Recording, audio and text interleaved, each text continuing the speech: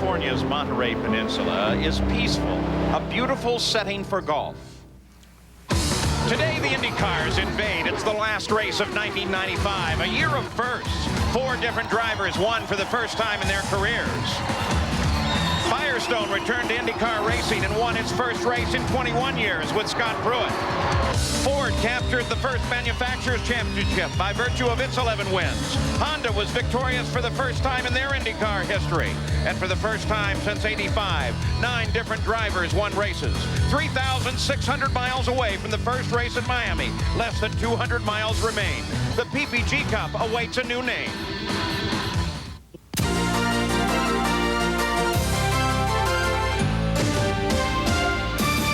From the beautiful Laguna Seca Raceway, it's the final race of the PPG IndyCar World Series.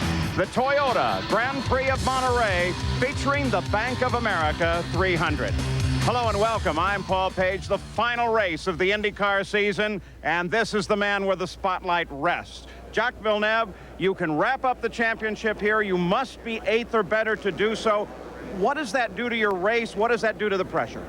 Well, there's a lot of pressure because we can lose or win the championship this weekend, depending on what happened with Alan Sir Jr. But it's gonna the plan is gonna depend on what happens in the race. If we can stay in the lead, that's the best way to keep out of trouble. It's better than to be in the middle of the pack and try to avoid anybody. And you know, if you're trying to take it easy, you're gonna break a little earlier, and then you have the other guys fighting. Then that's when something stupid could happen. So if we can stay in the lead, that's where we're gonna try. So it's really more dangerous to lay back and try and only be 8th. Yeah, if you can be in the lead, it's better to stay there. If you're in the middle of the pack, then you still have to drive aggressively, so you're not laying back too much, but you don't want to make any stupid move. Well, Jack, we wish you the best today. Hopefully we'll see you as a champion at the end. Now, there are other drivers here going to contest his positioning. Let's go to Gary Gerald. Well, Paul, here in the front row alongside Villeneuve, Brian Herta, the 3rd time this year that Brian has been in the front row. And Brian, I know this provides a great opportunity. Villeneuve's been so tough all year long. But in your mind, what's the key now to get your first IndyCar victory today? Well, you know, I think we got to really keep our heads about us. And, you know, Jacques got the championship to think about, so, you know, maybe I can attack early. Maybe I can take some chances that he can't afford to. So we just got to kind of see how it plays out. If I get an opportunity, you know, we're going to have to go for it because, you know, we're really out of the championship, so we're going to go flat out for that win. A lot of disappointments for this team this year, but they're hoping to finish on a big note today. Now, here's another interesting part of this combination. Joining Chip Ganassi this year, Joe Montana, one of the greatest ever to play in the NFL. Give us a quick assessment now of your rookie year being associated in IndyCar racing. Well, it's been a lot more than even I expected. I knew it was going to be a lot of fun, and the best part about it was a lot more than I did expect. And a lot of learning going on for me because I've been so close to it, both, you know, on the track and behind the scenes. So it's been a tough year, but, you know, we got some improving to do. We've had some tough breaks, like you said, but hey, that's the way the things go in this sport, and we'll look forward to a good year next year. Been a great addition to have you on the IndyCar circuit. We're looking forward to 96. Thank you, Joe Montana. He's the grand marshal of all of this today. Now, there are a lot of other stories. Jan Beek has got one of them. Well, Gary, starting in the 3rd position today, and of course coming off his best finish ever in an IndyCar race just last weekend in Vancouver. Now, this is just your best shot, you think, of winning one of these things? Yeah, I think we got a chance today. You know, certainly push hard, try and beat Jacques and the rest of the guys, but it's going to be a tough, long afternoon, I think. Gilles de Ferran starts on the inside of row 2. Paul? Well, with 95 coming to an end, we look ahead to 1996 and some of the changes that may in fact occur there as we take a look at the starting field. They sit down on the front straightaway ready to go. We know, of course, that Jack heads off to Formula One after today. Teo Fabi remains with his Forsyth team, and there's the very real possibility that he's going to be joined by Greg Moore, the Indy Lights champion. Paul Tracy, he goes back to Roger Penske, the exercise of the option of his contract occurring there. Andre Ribeiro, well, he stays right where he is at Tasman and will be joined possibly by Scott Goodyear. That should be a nice combination. Arie Luyendyk, chances are good that he may be at Arciero Wells. And Christian Fittipaldi, he heads off to Newman Haas to replace Paul Tracy. And speaking of Christian Fittipaldi, let's go to Gary Gerald. Paul, we've talked so many times about the new faces that have made this 95 season so very exciting. Without question, the man driving his final race for Derek Walker this year is one of them. Christian Fittipaldi here getting final instructions in the cockpit. He's going to try to wrap up Rookie of the Year honors today, but he's got a long way to go in this one. His work is really cut out for him. He's back here in the 9th row. But as we mentioned, final drive now for Derek Walker's team. Paul Newman, incidentally, came by just minutes ago. Congratulated him. He'll be in the Newman-Haas car next year. Paul? All right, Christian Fittipaldi waits, as does the rest of the starting field for the command. For the final time in 1995 to start the engines, Danny Sullivan, recovering from his accident at the Michigan 500, the 88 champion here, is the fellow who will deliver the order to send them into life. Gentlemen, start your engines. All right, cackle them, baby. Raul Boisel fires up his machine. The rest of the field all starting their cars ready to go racing. 26 sit on the starting grid on the pit straight. Jacques Villeneuve, he's the man of the focus. Of course, Al Unser Jr. will try to carve up through this field, and we'll be back with a start after this. We're moving even closer now to the start of the final race of the 1995 PPG IndyCar World Series here at Laguna Seca Raceway. And in the past few minutes, Derek Daly has come up with some information that could affect the outcome of the race. And Paul, it concerns tires and not which brand any car uses. But for some reason, the abrasive surface here at Laguna Seca seems to destroy the rear tires on imbalanced cars in as little as 10 or 12 laps. Now, two of the well-balanced cars have been Brian Herta and Jacques Villeneuve, even in the sunshine and on worn tires. That could bode very well for those two drivers this afternoon. Now, I want to show you the point standings right now at the top of the points order. And look in parentheses alongside Villeneuve and Al Unser Jr. Those are the points they would have if the current appeal would actually reverse the disqualification of Al Unser Jr. at Portland. It's kind of complicated, but Gary Gerould can make some sense of it for us. Paul, there's no question now that this appeal has cast a big cloud of uncertainty over this final race of this season, but I think a couple of simple things to remember might help make it an easier day for all race fans. Keep this in mind. Jacques Villeneuve finishes 8th or better today. Regardless of the outcome of the appeal, Jacques wins the championship. Al Unser, however, if he finishes 3rd or worse, he's eliminated from any championship consideration, depending what happens with the appeal. Now, the appeal process begins September 18th. The 3-judge panel has been picked. They will hear the appeal that's been filed by Roger Penske, and then they will render a decision. But that's down the road. Junior, of course, is determined that he wants to keep the hopes alive as best he can today. He has to win this race. He's starting way back in 14th position. Nobody's ever won this race from that far back in the field. He's got a long way to go. But then remember, in the last 4 races, he's won 2, he's finished 2nd, he's finished 3rd. He wants to keep that roll going, Paul. Well, on the other hand, let's hope it gets decided on the racetrack here. Now behind the PPG safety cars, the field is rolling on the first warm-up lap. And when we come back, we'll look at how the field consists.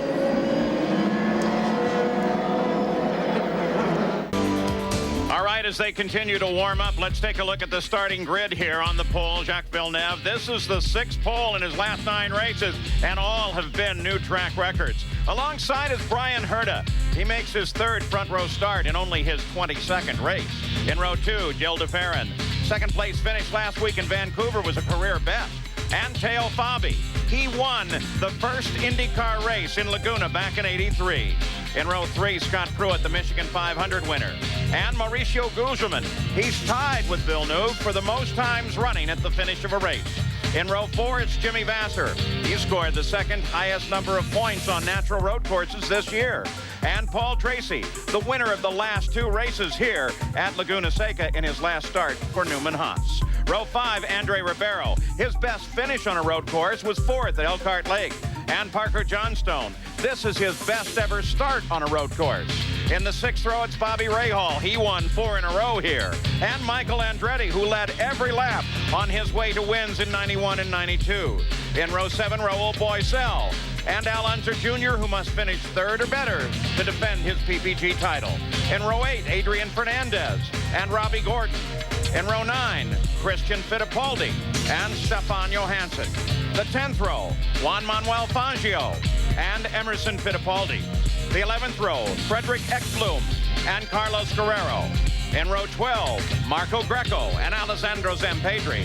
And the 13th row, Mimo Chiatarella and Hiro Matsushita. So that's the way they line up here, as now behind the single Toyota PPG pace car, they line up. Here is the race analysis, 84 laps. Villeneuve needs that 8th or better if he's going to clinch the PPG Cup Championship. Fuel stops, 24th lap. And then depending on yellows, we'll see how it goes. Today's field, there's the lineup of chassis and engines.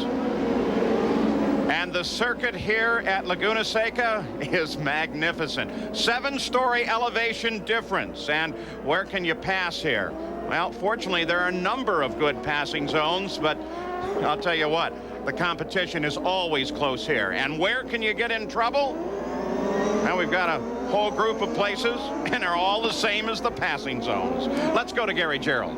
Team we haven't heard much from this weekend, Newman Haas. Consider their drivers have done in the last 4 years. Tracy winning at the last 2, Michael Andretti winning at the 2 years before. They start 8th and 12th today, but Michael told me after the morning warm-up session they think they found the combination to get the car handling the way they wanted. He's very optimistic, even though he's starting at mid-pack. Jan? Just a couple of quick points here. First of all, Derek talked about the tires, potential problems here. Think of the chassis that's kindest on the tires. A lot of people think it's the Penske chassis. Also, a lot of crew chiefs up and down pit road already calling their drivers saying, watch out for that first turn. It can be notorious here at Laguna Seca. Paul?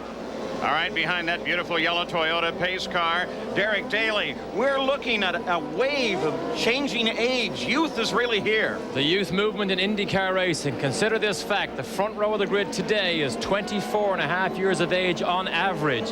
2 years ago, Emerson and Paul Tracy were on the front row. That was an average of 35 years of age. And just 5 years ago, the average age was 45 years of age when Mario and Danny Sullivan started on the front row of the grid. So youth and bravery are to the forefront here at IndyCar racing. They climb the hill now. This is up to the top of the elevation at this beautiful racetrack here, right on the edge of the former Fort Ord. And there is the corkscrew, a sudden dip, a turn to the left and downhill. It's like a roller coaster as you head down. And in competition, it's magnificent. There are 4 former Laguna winners in today's field. Teo Fabi, Bobby Rahal, Michael Andretti, and Paul Tracy. Now they come sweeping down the hill. It's a very short lead from the final turn to the green flag as they turn onto the pit stage. So they're going to try to assemble as best they can before the corner. And of course, the starter will be watching them so very carefully. Jacques Villeneuve takes them off the corner. The revs come up, and here we go. The final race of the season is underway. Villeneuve takes him down into the first corner. DeFerrin tucks in very close. Herta works to the outside, as does Fabi. Down through the first corner, it's still Villeneuve. Fabi tries to make a move to the inside. Villeneuve runs all the way to the edge of the course. One car spinning at the back of the field. Not a factor. Gets off safely. Should be able to get back on. That might have been one of the best starts we've seen. It's Robbie Gordon to continue his disastrous weekend here. Started all the way back in 16th, and look at the build-up on that rear tire. So soft that rubber just sucks up the stones and the gravel offline. Apparently nudged there, reporting by Adrian Fernandez. Now to the top of the hill as Villeneuve begins to pull out a bit of an advantage over second place, Brian Herta. And in third place, as we're going yellow, they're going to go to a full course yellow. Part of their concern has been throughout the weekend when a car gets off in some of those critical areas, they'll spray so much rock and sand on the track that it's dangerous for everyone behind. So now the front of the field slows down at the end of the first lap.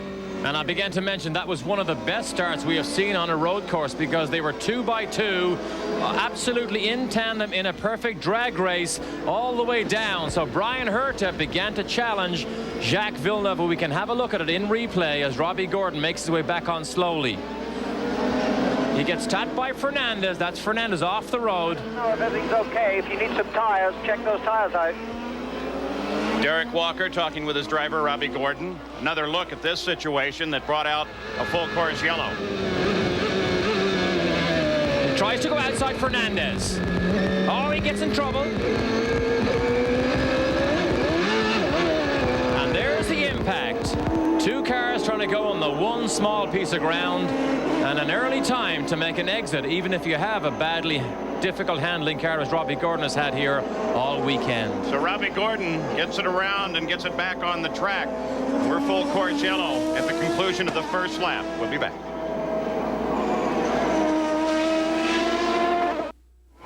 We've just come back to green flag racing at Laguna Seca. Very quick cleanup. Got the debris off the course. Robbie Gordon got back in line, and his tires and equipment all fine. So now we focus on Brian Herta. The look back to third place. Gil DeFerrin. Teo Fabius just behind him, and then Mauricio Guzman just ahead. Leading the race is Jacques Villeneuve. That's, of course, the position that he needs if he intends to take home the IndyCar Championship, as the youngest ever to take it, and the first from Canada. And every one of these drivers knows how they must protect the 4 black boots that contact themselves to the road, because that has been the topical point here, particularly after the warm-up this morning.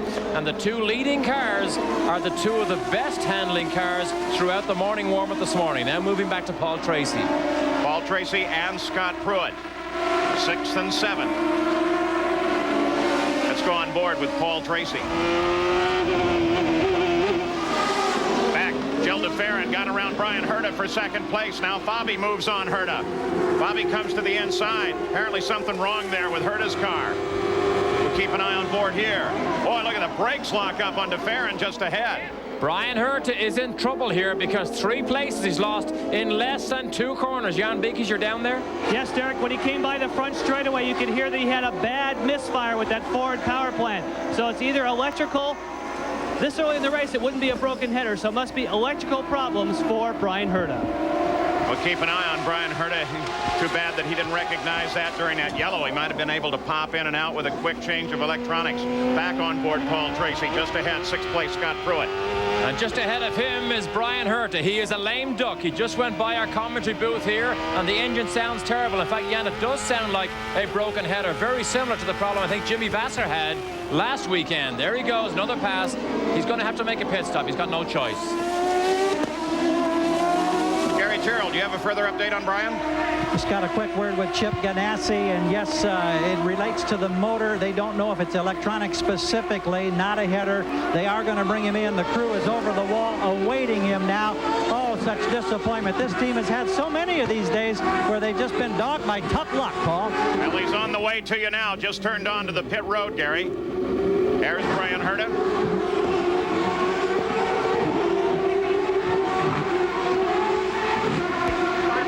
Side pods come off. They'll, of course, reach for the electronics. It's assuming that they don't see anything when they pull the engine calling. We can listen for the radio, too. Parker Johnstone, quick off, down in the second turn. The hairpin at the end of the long pit straight.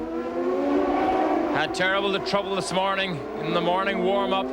Went to the line thinking he's going to have a lot of trouble with boost, and he's obviously stalled the engine here, so this may bring out a yellow flag. I don't know what benefit it will be to Brian Herta, because that engine problem sounded way too difficult to deal with in just a couple of seconds here. But Brian Herta didn't get his nickname High Speed Herta for nothing. There was a winner here in the Indy Lights series. And they're going to get Parker Johnstone underway without having to go to a full course yellow, so that'll keep the track full green condition. IndyCar safety team does a spectacular job. We talk about all the marvelous volunteers as well, both from the marshals, the flag marshals, and folks from the SCCA, the San Francisco region up here, and the IndyCar volunteers, as there's a large group of those as well. Takes literally thousands to put any IndyCar race on, and you really have to thank them for the marvelous job they've done this year. And they even work on announcers, as I know, because of what happened to me yesterday morning. So it's thanks to the people down there who put me back in shape.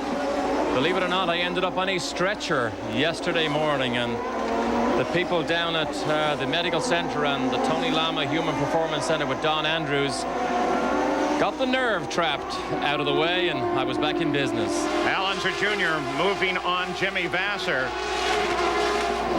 Derek Daly apparently spent too much time in an Irish pub in the area. What was, well, never mind. Jan Beekes. We had a chance to check in Parker Johnstone's pit as he goes by the front straightaway with Doug Peterson. Asked him what happened. He said simply, he just lost it. Spun on his own. Paul? All right, we continue to watch the move of Al Unser Jr. He is the kind of driver that does move forward very quickly, and that's absolutely the formula he needs today. Started 14th, now running 10th, up 4 positions. What he needs is first place.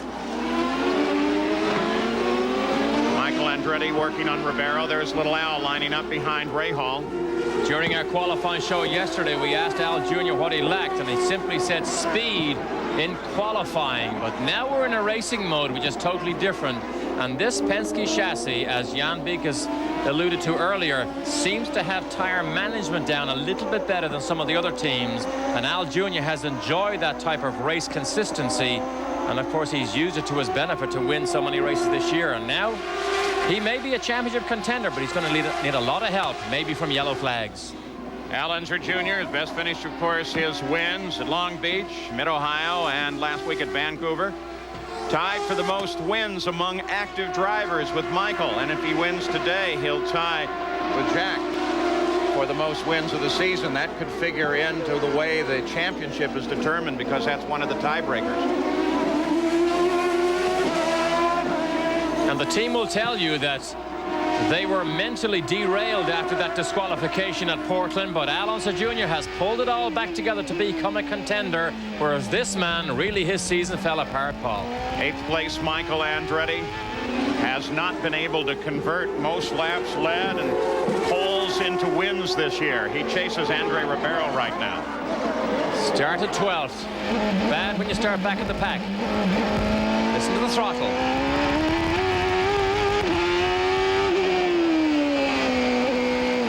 Has suffered oversteer all weekend here. Back end sliding way too much.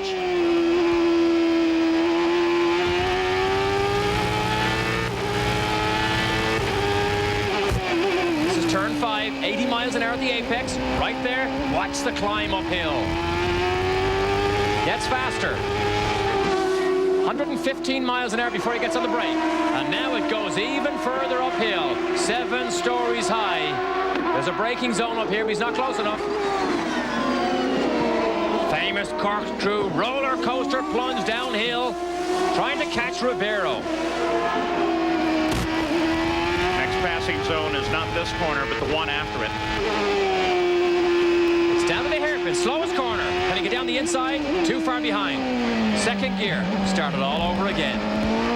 So Michael Andretti continues to work on Andre Ribeiro, though he has moved up 4 positions himself since the start of this race and currently runs in 8th place. The race is still led by Jack Villeneuve. He stays there. He has a championship.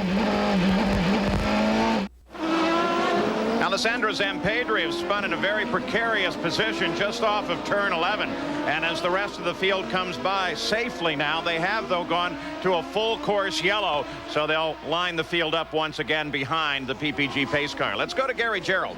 Chip Ganassi, this day started with such great promise. This has got to be the most frustrating thing an owner can go through. What's the problem? Well, again, we have some engine problem that's really not related to any of my mechanics, and I've just really had enough of this. I mean, all season long we've been fighting these engine gremlins, and once again today it's caught us. You know, last week Vancouver with the other car, Vassar, was the first lap thing. I mean, somebody's got to do some work to get these engines straightened out. Thank you, Chip. Obviously a very frustrated man here. They hurt his engine. He's hoping to get back out, but he's lost so many laps. Let's go to Jan. Well, Gary, from a frustrated owner to a very calculated one. Behind me, Roger Penske has been talking to Al Unser Jr., and he's trying to get him to be cautious. Take your time, telling him where he wants him to be on the fuel. They think they're A-OK here, and of course, just like Derek said, this full course yellow will really help them. Paul? Al Unser Jr. and Roger Penske, 2 very calculating drivers. And Adrian Fernandez, who had contact up in the corkscrew, has to do a change of nose here. So the full course yellow is working to his advantage.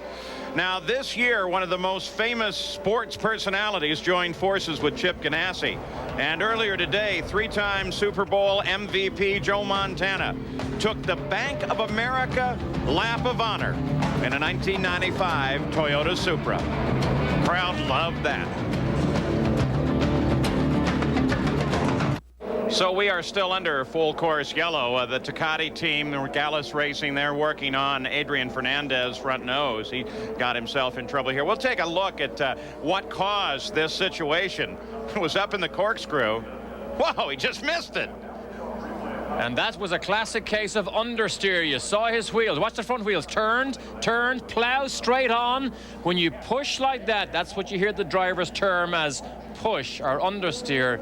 He's lucky he didn't collect that tire wall and do a lot more damage. All right, so here is the running order after 9 of the 84 laps, with the significant change being the Brian Herta removal from second position. And de Ferran now had, in fact, before the yellow, been closing right up on the back of Jacques Villeneuve. There is the entire order for you. And, of course, you can see by this, too, that Robbie Gordon continues to function all right after that off course early on. Another situation involving Adrian Fernandez. Here we are, green once again.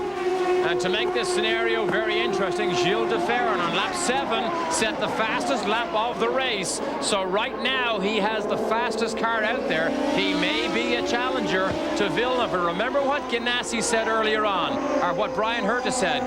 Villeneuve cannot take the type of chances that other drivers can. Gary, what do you think? Is Villeneuve in trouble? Well, we just checked with Barry Green, and they're a little bit concerned. Not a major problem, but the car has gone loose. He's got the oversteer situation, and so he's got a bit of a handful. And he said it's nothing, though, that we think we can't live with. They'll try to make an adjustment on his scheduled pit stop, probably sometime after lap 24, between 24 and 29. Up to the top of the corkscrew, Jan Beekes.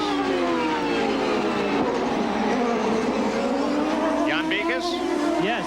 Paul, when you had that great example that Derek described, the understeer that Adrian Fernandez had, and now we're hearing about oversteer, it turns out that almost all the crews, the majority of those, are calling in on their radio communication saying the cars are getting loose. So watch for that here in the early stages of what we might call phase 2 here before the first round of pit stops. Paul? All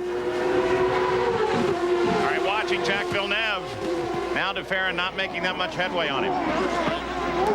Jan, unfortunately, you couldn't see the pictures, but that was not normal understeer that we saw with Fernandez. That was totally out of control understeer that was exaggerated when he went off onto the gravel trap. Now de Ferran is able to close just a bit. As we watch this battle, Derek Daly, the comments by Chip Ganassi criticizing his engine program. Well, that was interesting to me because we have to remember the Newman-Haas team with Michael Andretti and Tracy and the Ganassi team enjoy the Ford factory backing. So they should have all the resources they need to have the best of Ford engines. So that may just G Ford up a little bit to make sure those boys don't have those type of troubles in the future. Tightest battle on the race course.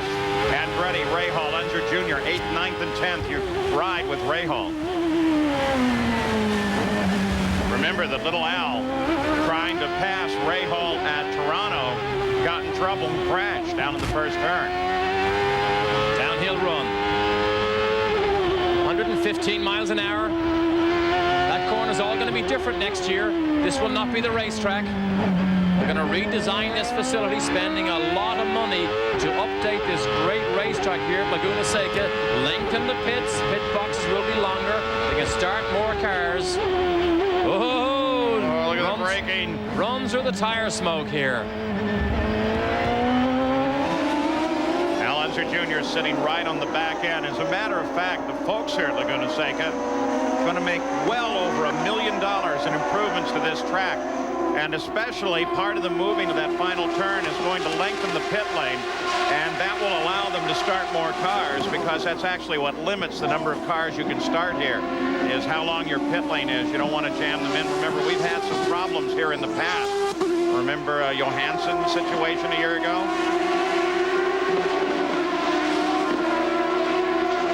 Great pictures here, this uphill run. And there's the corkscrew. Woohoo! Television pictures do not even do it justice. It is literally a plunge over the side and a straight sheer drop down. And in the early laps, when you come here for the very first time, it is by far and away the most dramatic series of corners any driver has ever faced. Al Unser Jr. continues to chase Rahal in 10th place, Jan Beekes. Yeah, Yes, and we've been listening to what Roger Penske has been coaching him along the way, and interestingly enough, they just told him to lean down the engine. They were at 94%, now they're down to 92%. It'll be interesting to see if that shows on the track. Of course, that will take horsepower away from the machine, but it'll save fuel. So they're saving fuel. Obviously, it has to do with their pit strategy. I wonder if he'll still close in on that battle, Paul. 84 laps of scheduled distance, 14 laps complete. We've had 2 yellow flags, full course yellows, during that period of time. Al Unser Jr. continues to work on Rahal. And of course, when you lean the fuel down, sometimes the decision is made because he's stuck behind Rahal. So if he's not able to go as fast as his car can run, if he is going to be behind Rahal, why not turn the fuel mixture down, put less fuel into the engine? You don't need the extra horsepower because you're stuck behind somebody. You can save the fuel for later. When you're clear on the racetrack by yourself, dump the fuel in, make more horsepower, and go faster. And leaning the engine down now is not mechanical like it used to be, where you could really turn it too far. It's all chip control. All electronic, and the telemetry in the pit lane can tell the mechanics and the engineers from Mercedes-Benz if he's done it correctly or not. If not, they radio back to him, or in fact, in Penske's case, they have actually a little message board, digital message board on the steering wheels should the radio system not work properly. You can see here, Paul, he's clearly faster than Rahal, but he can't find a way around. Rahal is using a slightly defensive line, as he is entitled to do. This is a fight for position, not anything else.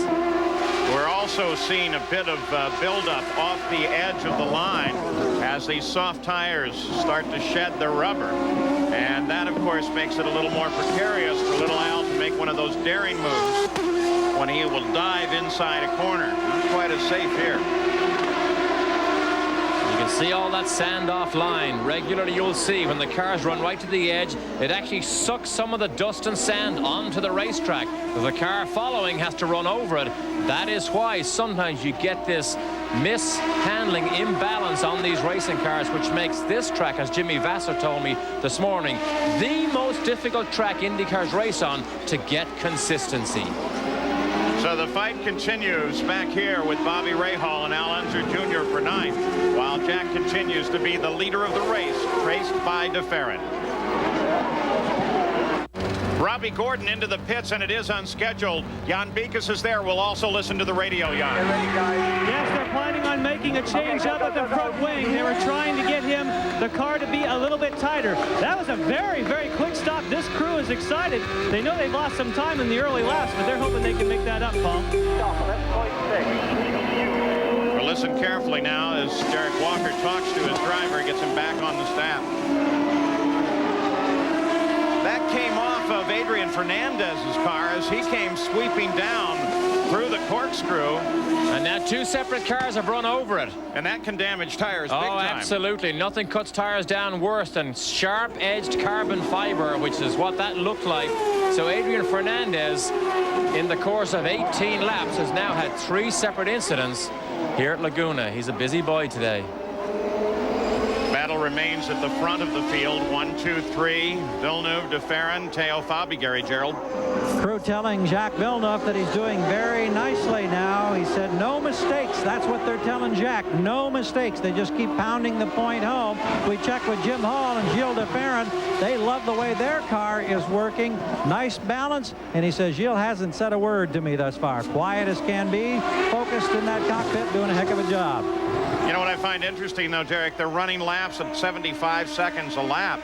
And that's 4 to 5 seconds off of the qualifying pace. And from Villeneuve's point of view, it's almost 6 seconds off his qualifying pace. So although these 3 drivers are dominating and controlling the pace here, they're way off the ideal performance these cars can come up with. And I can only tell you it's because the tires begin to give up and they have to be very, very careful. Consistency is what you need to win races, not huge speed for 1 lap and then straight to the pits. Villeneuve, DeFerrin, Teo Fabi, then Mauricio Gugelmin and Scott Pruitt, the top 5. There's Paul Tracy, 6th position as he climbs the hill. Paul thought he drove the wheels off this thing. Mind you, I suppose he'd say that anyway, no matter how good or bad he was. But interestingly enough, he starts his test program, and extensive it is with the Penske team in 2 weeks' time. tells me before the end of October and November, he will have more test time than he has had all this season. So Tracy will be a busy boy towards the end of this season. If you try and identify some of the problems at Penske Racing this year, is the fact that Paul Tracy was not there to test part of it? It's hard to tell. I mean, Tracy is known and recognized as a very good test driver. He is also an extremely fast talent, which tends to push your teammates. But, you know, racing has a habit of going in cycles. One team will not dominate on a regular basis. And we know, and you know, Paul, from past history, Roger Penske's teams go in that cycle also, and they will be back. And Tracy hopes they'll be back with him at the top, because he would like to win the IndyCar Championship. There comes Bobby Rahal with Al Unser Jr. still stuck right to the back end of his car, and then Jimmy Vasser runs in 11th.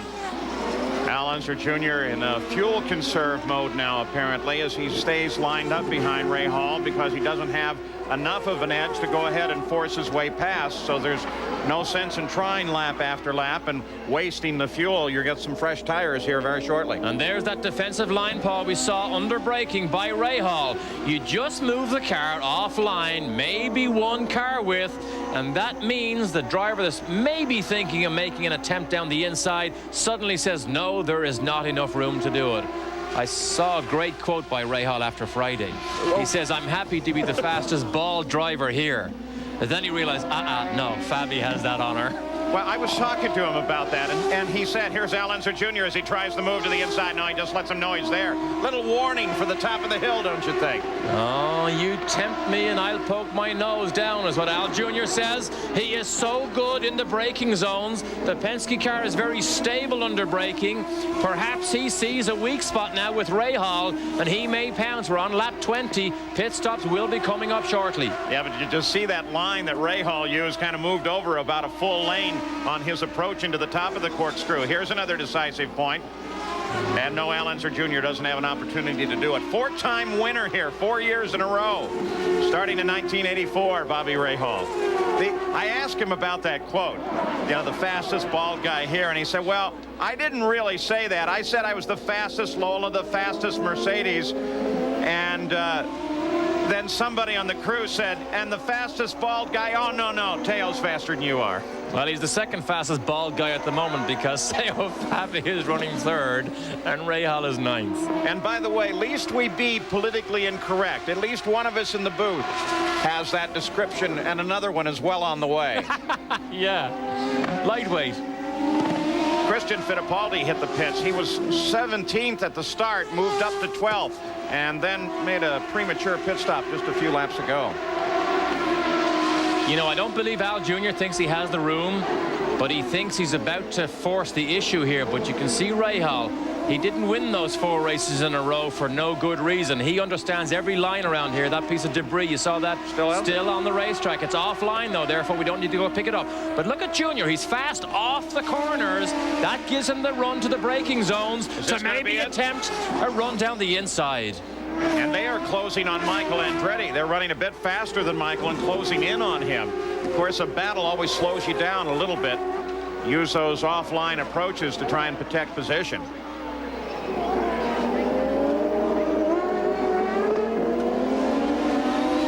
See again the tight line by Junior, under power. It lines him up for the braking zone. Can't make it, but he's quick off the exit.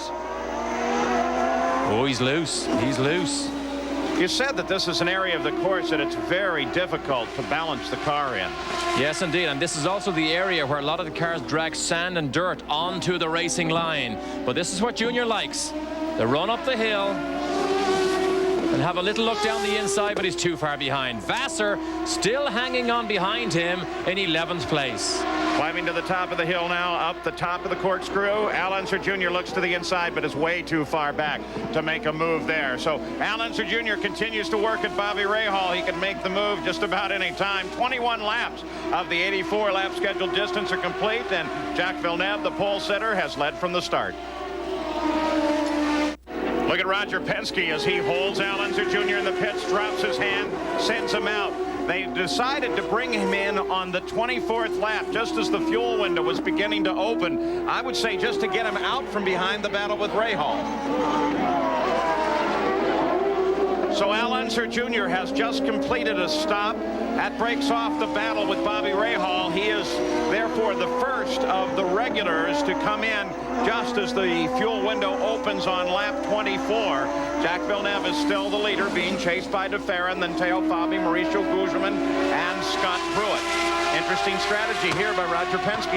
Yes, and that was a good example of a typical Penske move. Realizes losing too much time behind Rahal, couldn't make the pass, get him into the pit lane, then get him out and run by himself. Look at De Ferran under braking, gets it sideways, locking up those rears. And Mauricio Gugelmin, I think, having a stellar day, considering he had a huge crash when he had a component failure yesterday, missed the last qualifying session. This car here was his spare car. They rebuilt it around all the good bits left from the crash car. He is having a good day running forward. That must have been tough on him, sitting through that final qualifying session, knowing he had no car available and wondering how bad he was going to suffer in qualifying position. Fortunately, he didn't drop all that much. The time that he set on Friday was a sufficient time, and he started in the third row. Has yet to win in an IndyCar race, but I'll tell you what, his team Pac West, with Mauricio Big Mo, they call him at the wheel, has had a fine season in terms of DNFs. They've really been tracking very cleanly. You may be curious to know what Hollywood is. It's got nothing to do with Hollywood. In fact, it's a brand of cigarettes that is very popular in South America. There's really turn one. It's an extension of the pit straight. To a slower car, it's barely there. To an Indy car, it's pretty tough. Then down to a hairpin. Here's Michael Andretti as he makes his first stop of the day. He comes in from 8th position. He was able to move up 4 spots on the start, but then got stuck behind Bobby Rahal and Al Unser Jr. and has not been able to move up since then. Let's go to Gary. Big change on the handling characteristics. 2 full turns that appeared on both sides of the front wing. And Michael, of course, now long gone. He's hoping that he can improve on the handling characteristics. He was loose like so many others. So everybody fighting exactly the situation that you suggested at starting was going to be the problem here. Yes, indeed. And loose condition, even without the tire unusual characteristics that we have this weekend. This Laguna Seca racetrack has a history of making Indy cars go loose, but we saw that mechanic wind the screw out on that front wing. That is taking downforce off these cars, off the front wings. First, second, third on the pit straight, climbing the hill. Oh, what a great view this is. There's that first turn. This is turn 2 in the pit access road. What a great qualifying battle this was, Paul. Remember yesterday's qualifying? Spectacular. Back and forth, De Ferran, Herta, Fabi, finally Villeneuve. And most of that in the last 60 seconds. And now you see Villeneuve has track position. Look how quick Fabi is up behind Gilles De Ferran. De Ferran was slow through there. Fabi, this is outside our commentary box. That's where they drift up close to the sand. And here's the uphill run, the first of the uphill runs. 100 miles an hour at the apex there. Villeneuve has breathing room in these medium speed corners. This is 5-6 in the uphill run to the carousel. Bobby Rahal hit the pits for his first stop of the day. Gary? Routine all the way and nicely done. 12.6 seconds for a fresh set of Goodyears and a full complement of fuel. So Rahal in and out, stop number 1. Al Unser Jr. has been there. Jimmy Vasser has been into the pits, as has Michael Andretti. And the times are dropping off. Villeneuve is now 7 seconds off his qualifying time, and the people behind him are obviously suffering just as much. They are also running slow. Well, they're now reporting that Jacques Villeneuve should be in the pits any time now. We'll hang here and see exactly what he plans on doing. Originally, they were talking about making it all the way to lap 30, but the report now is let's come in next time, which would be at the end of lap 28. And you can see De Ferran is loose. When he exits these corners, he's got a handful of steering, trying to steer this car and keep it straight. But I can only presume that Fabi has a similar handling characteristic, and Villeneuve, who's not being caught, is grappling also with a loose car. We had that radio report earlier. All right, so tactically, what do you do now if you're DeFerrin or Fabi? You follow him into the pits? Oh, you follow him. Yes, you do if you can. Ford engine, Ford engine, Ford engine. Mercedes in the middle of 2 Fords. So let's see. Of course, the question is...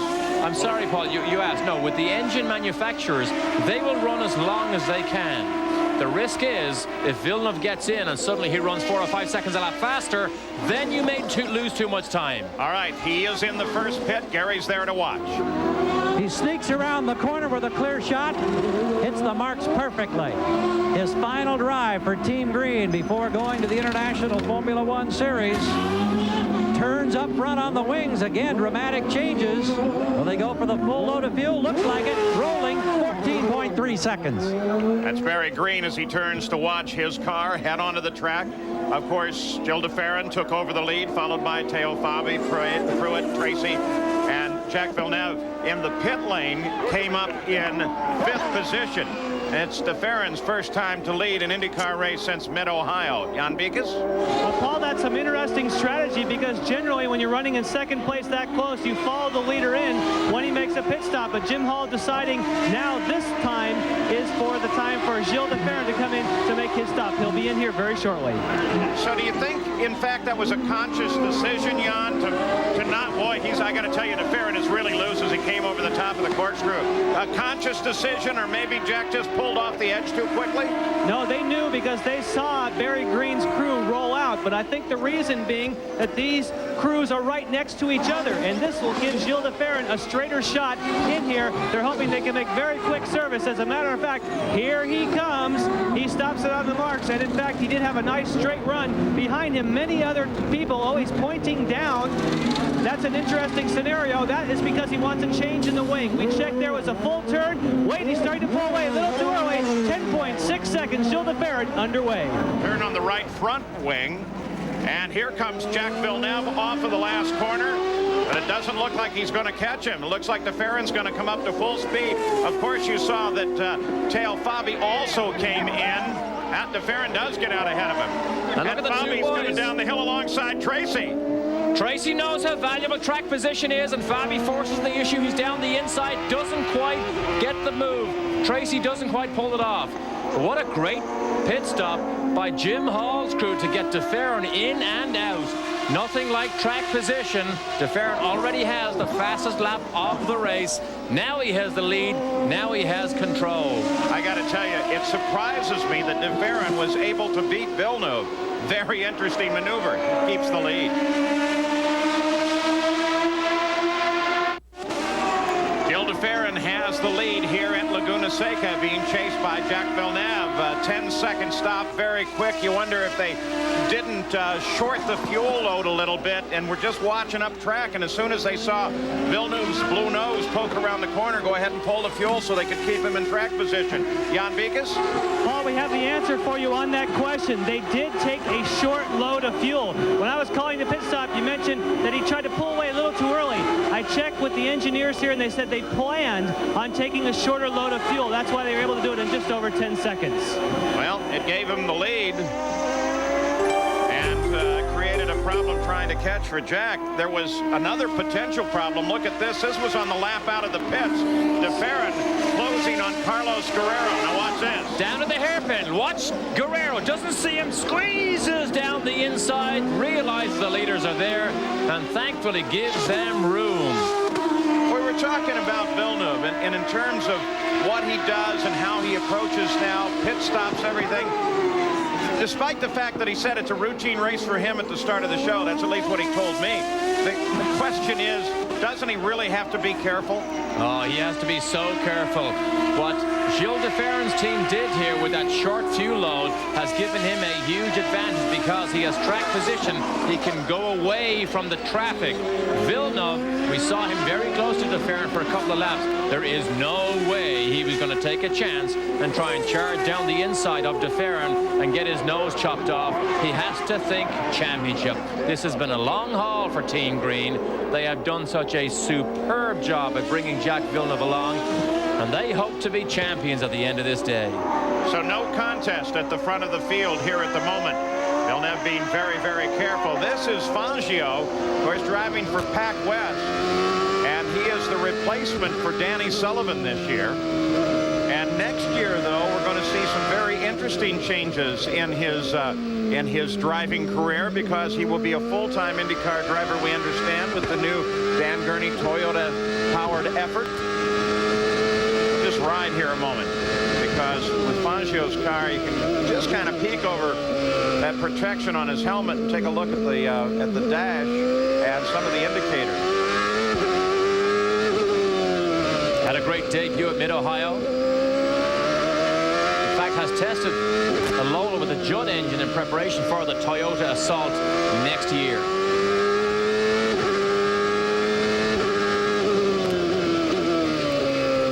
We're anticipating a stop by Jacques Villeneuve. There he is, Gary.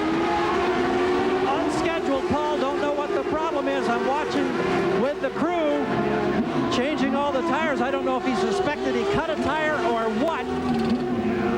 This is not masked either. They've got a problem trying to get the rears mounted. A championship could be in the balance. You just don't know. Now he's rolling. That was a 20-second stop. Boy, and a lot of checking of suspension parts. You see him down there wiggling all the control arms. To be or not to be? Jacques Villeneuve needs to finish 8th or better to clinch the championship. And with that stop, he fell back into 11th place. And Al Unser Jr. needs to finish 3rd or worse if he's then eliminated from the championship. Right now, he is 6th, so he moves up while young Jack falls back.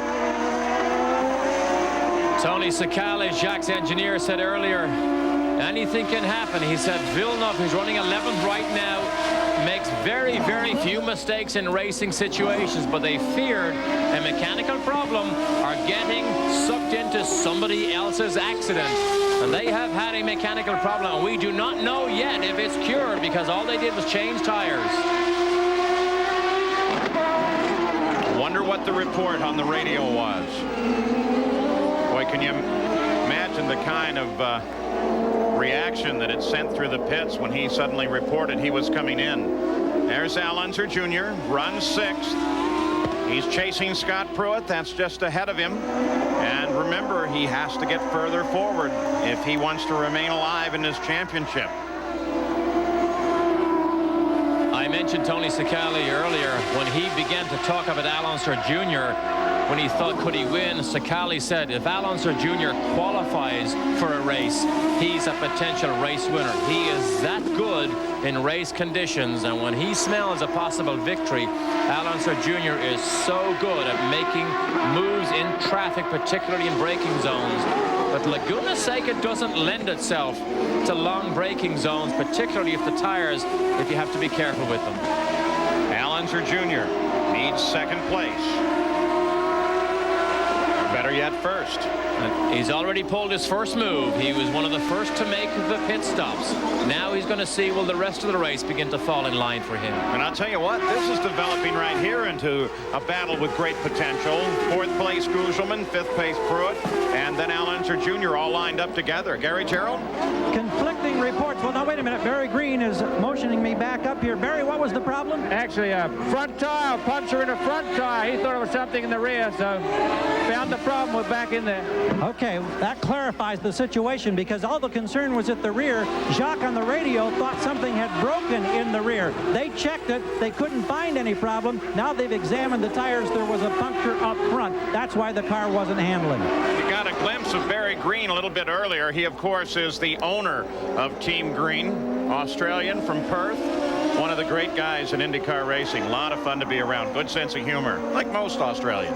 One of the great team managers in IndyCar racing, has a special discipline about his team. He says he wants his driver at the truck 1 hour before the start of every official session. He wants all his mechanics in the morning at the same time to start work. And he wants his driver in the car 15 minutes before the start of every session.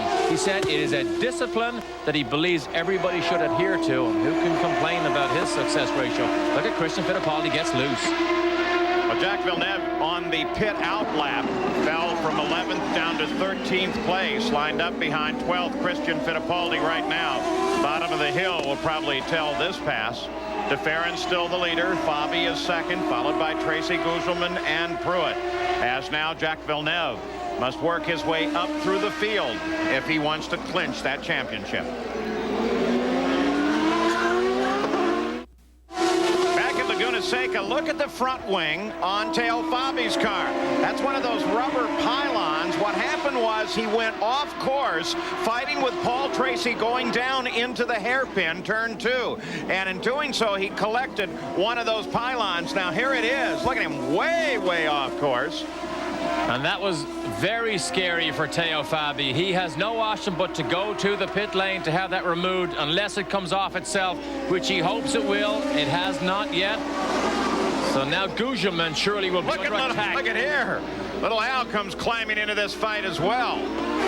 And he gets past Scott Pruitt round the outside in a daring move, locks up the brakes and pulls it off. And now starts to work on Mauricio Gugelmin, 4th place.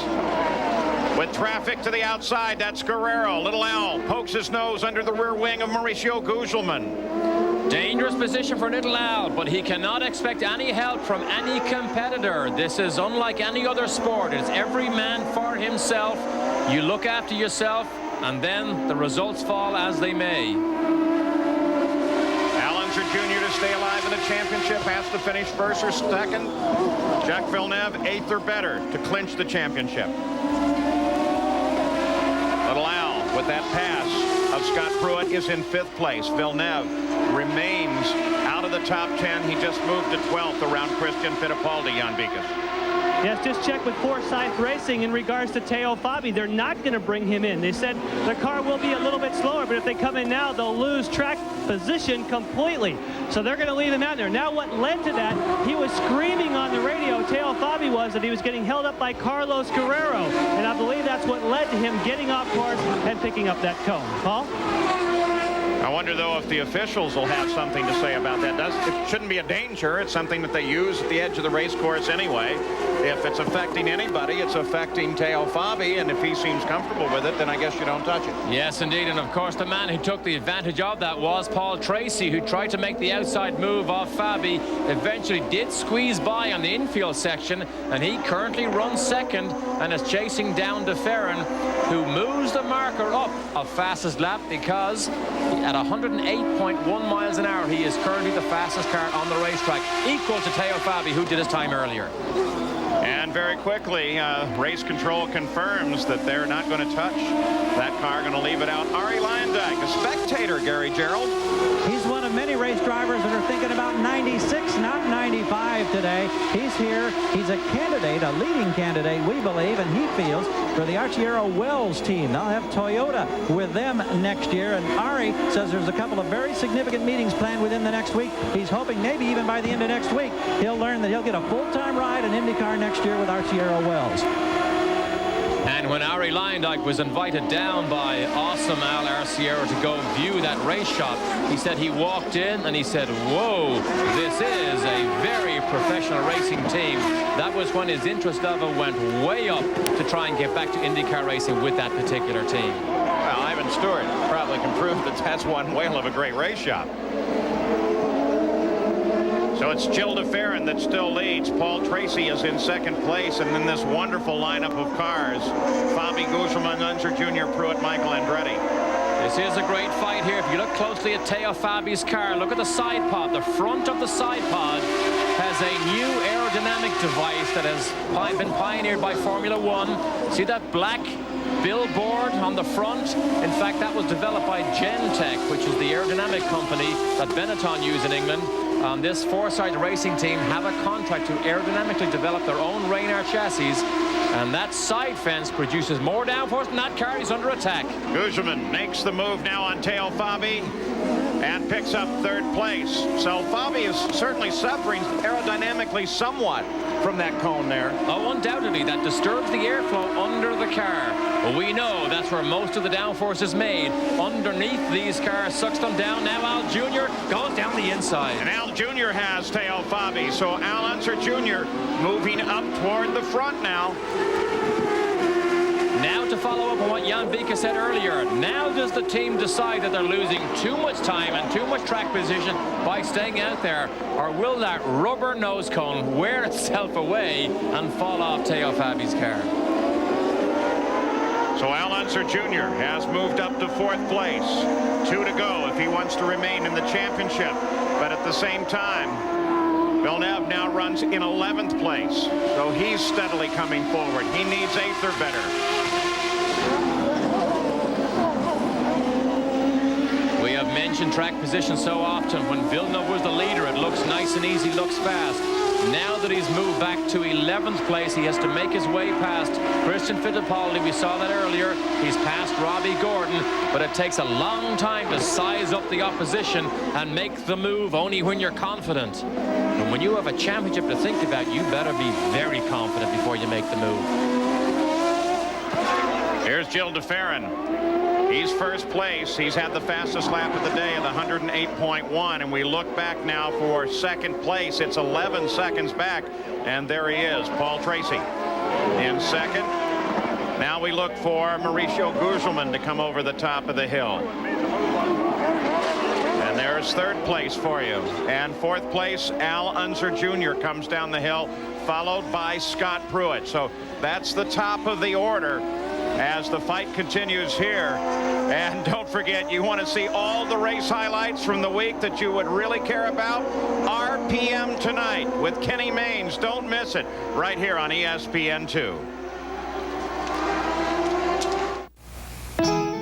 There are many beautiful sights on the famous 17-mile drive.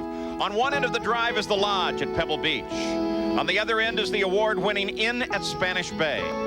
When in the area, drivers like Bobby Rahal love to unwind by playing golf at the beautiful oceanside links at Spanish Bay.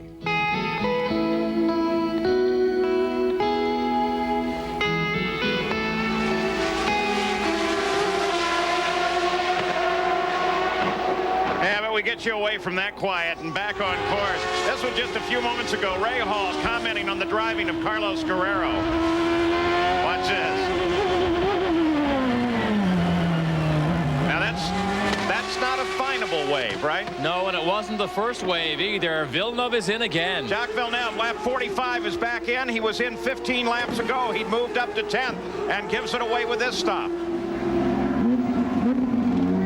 Tires once again. I didn't see any changes on the car, did you? Would have been at the rear wing if there was.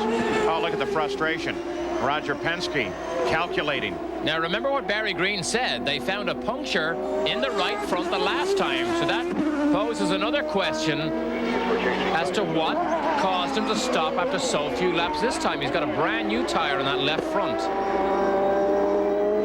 What a struggle this has become trying to win this championship for Jacques Villeneuve. Gary Gerald, do you have any idea what's going on in Team Green? Well, yeah, I saw a front tire that they were pushing on clearly way down in pressure. Tony Cicali in disgust, in contempt actually, pointing to the side of the tire, and I thought I saw a little cut or an abrasion there. And so this team that's hammering for a championship, they don't want this thing to have to wait out an appeal. They want it done today, and they're getting roadblock after roadblock. Let's go to Jan. Well, Gary, on the other end of the championship battle, Al Unser Jr. seems to have things going his way. The car was a little bit loose, and they now have told him to go full stiff on the front sway bar. That will make the car tighten it up somewhat. Also, remember, he was one of the first to come in, so Al Unser Jr. is not that far away from making his second pit stop, Paul. Al Unser Jr., 4th place, 22 laps since his last stop.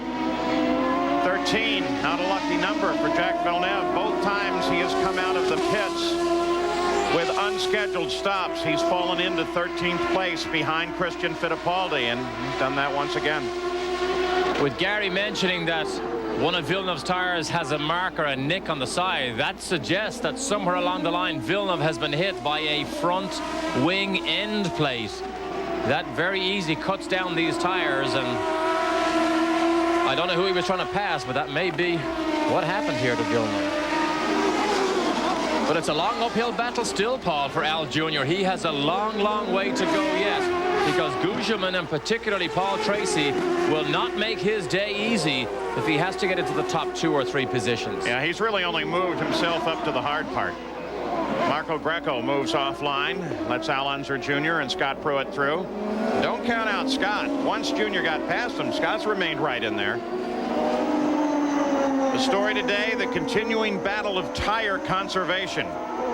You've got to move forward, but at the same time, you got to save your tires. Teo Fabi finally comes in, gets his unapproved aerodynamic device removed, and a change of tires. So Teo Fabi stopping for his second stop, 17 laps after his last. They finally, I guess, decided it was pushing him back way too far. And that's the tire that came off of Villeneuve's car. And there is a chunk of rubber gone from that tire, but look, they're examining that tire to see, was it punctured, or is there something on his own car that might actually be nicking those front tires? Perhaps his front wheels rub on the wing of his own car for some reason. Well, at least we're not aware of any contact that might have moved a wing around. You can see there on DeFerrin's car, though, how closely some of those components sit.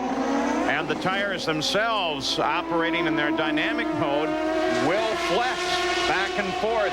If it's moving too much and just barely touches a part, Jack could have a serious problem.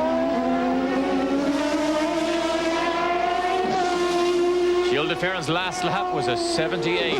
9 seconds off the pace of the pole man, Jacques Villeneuve, because he is caught in traffic. And there is our second place man.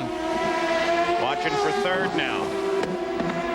Matsushita, John Stone, and there's Gugelman, the third place car. That is a long straight. Then you go all the way back to a battle now. Remember, Al Jr. needs to watch what goes on behind him also. Because to Scott Pruitt, this is a battle for position, remember, not just Pruitt letting Unser Jr. have his own way here. What a battle these two waged at the Michigan 500 when Pruitt did pull one over Al Jr. at the critical time on that last lap to win his first ever race. So Al Unser Jr.'s team now talking about stopping in 6 laps on the 54th. We're just completing the 48th. DeFerrin is still the leader. Tracy, you saw the interval, 10 seconds back from DeFerrin, and then 8 seconds back from Tracy is Mauricio Gugelman, and then this battle is 5 seconds further back from Gugelman. Final race of the 1995 PPG IndyCar World Series. Championship still undecided. Could be decided here today, depending on the positioning of Jacques Villeneuve, who got around Christian Fittipaldi and moved into 12th place, but needs to be 8th or better. Al Unser Jr. needs 2nd or 1st. And if the points sort out in a wrong fashion, wrong from my point of view, then this heads off to an appeals court on September 18th, and the decision could sometime after that. The appeal, of course, for the disqualification of Al Unser Jr. at Portland. Paul, here's an interesting scenario. Pruitt's all over Al Jr. If he sticks his nose down the inside, I'd have to let him go. So 49 laps are now complete. Al Unser Jr. continuing to watch. Scott Pruitt, who runs just behind him. Gilles DeFerrin still leads.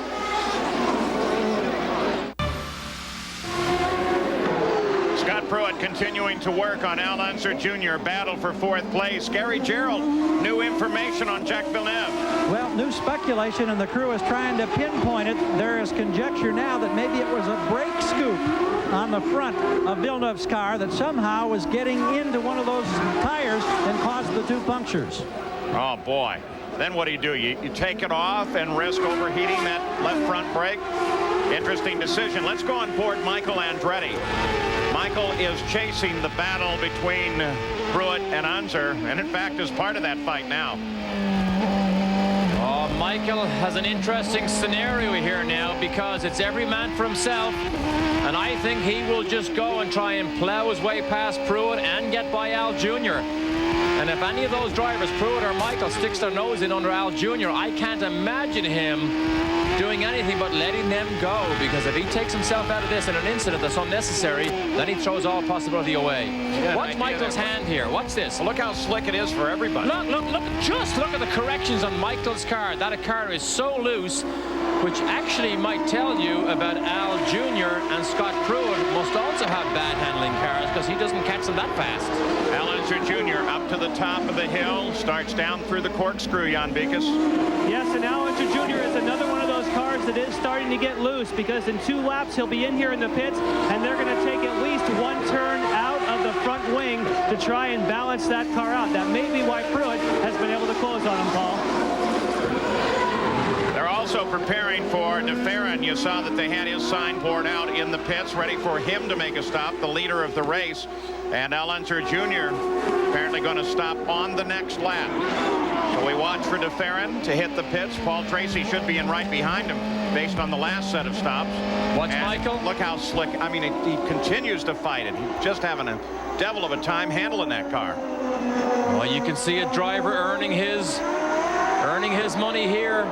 That was Al Jr., you know, I think that locked up that brake on the way down to that turn 2. So he is under pressure. Pruitt will make a move. Gil de Ferran makes his turn onto the pit road. His pit's pretty quickly there, and here's Gary Gerald. The nose of the car comes in here. The team, the rookie driver that was fastest here during testing back in the month of June. What a weekend he's enjoyed. Well, Prappas said we will not make any changes on the car. Now, Paul Tracy is expected momentarily. He just flies by us into his pit, and they're expecting no changes. Both Tracy and de Ferran went for the short fill.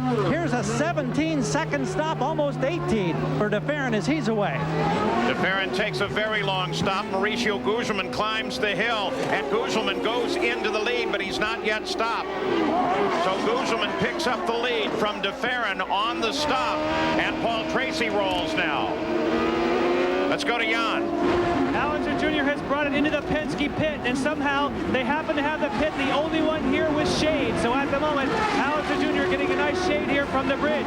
You know, we were looking for that wing change, and I didn't see it. I didn't see him make the change at the front. A nice stop, just over 15 seconds for Al Unser Jr. So Al comes back into the fight. And here comes Teo Fabi to try and overhaul Al Unser Jr., who rejoins the fight at 8th, but looks like he's going to go a position down. And that's Gordon Fernandez all over again, and they make it because Al Jr. doesn't need. He locks it up the right front, needs to keep this car on the road. Brand new tires. We talked earlier about de Ferran's 17-second leisurely stop. He was 14 seconds in the lead over Paul Tracy. So this temporary lead for Mauricio Gugelmin, I don't think he will threaten de Ferran's lead when Gugelmin stops. I was going to be interested to see if Gugelmin stayed out, because he crossed the line behind de Ferran as de Ferran was coming out of the pits on the last stop. So this is the first lap that he'll be scored in the lead, and the first race that he has led since the Michigan 500. Let's go to Gary. Here's some interesting speculation. We mentioned that Tracy and de Ferran took the short fill on the first stop. Scott Pruitt had problems on the first stop. He's currently running 3rd. He's stretching it. He's going to go 2 more laps, then he's coming in, and he's going to get a light load. It's going to be about 32 to 33 gallons. They think they can make up a lot of ground since the others had to take the long fill on their last stop. Will Pruitt become a contender? We're going to find out in about 2 laps. Currently running in 3rd, de Ferran in 2nd, Pruitt 3rd. And I'm wondering now about Jacques Villeneuve. He is now 8th. That's the position he needs.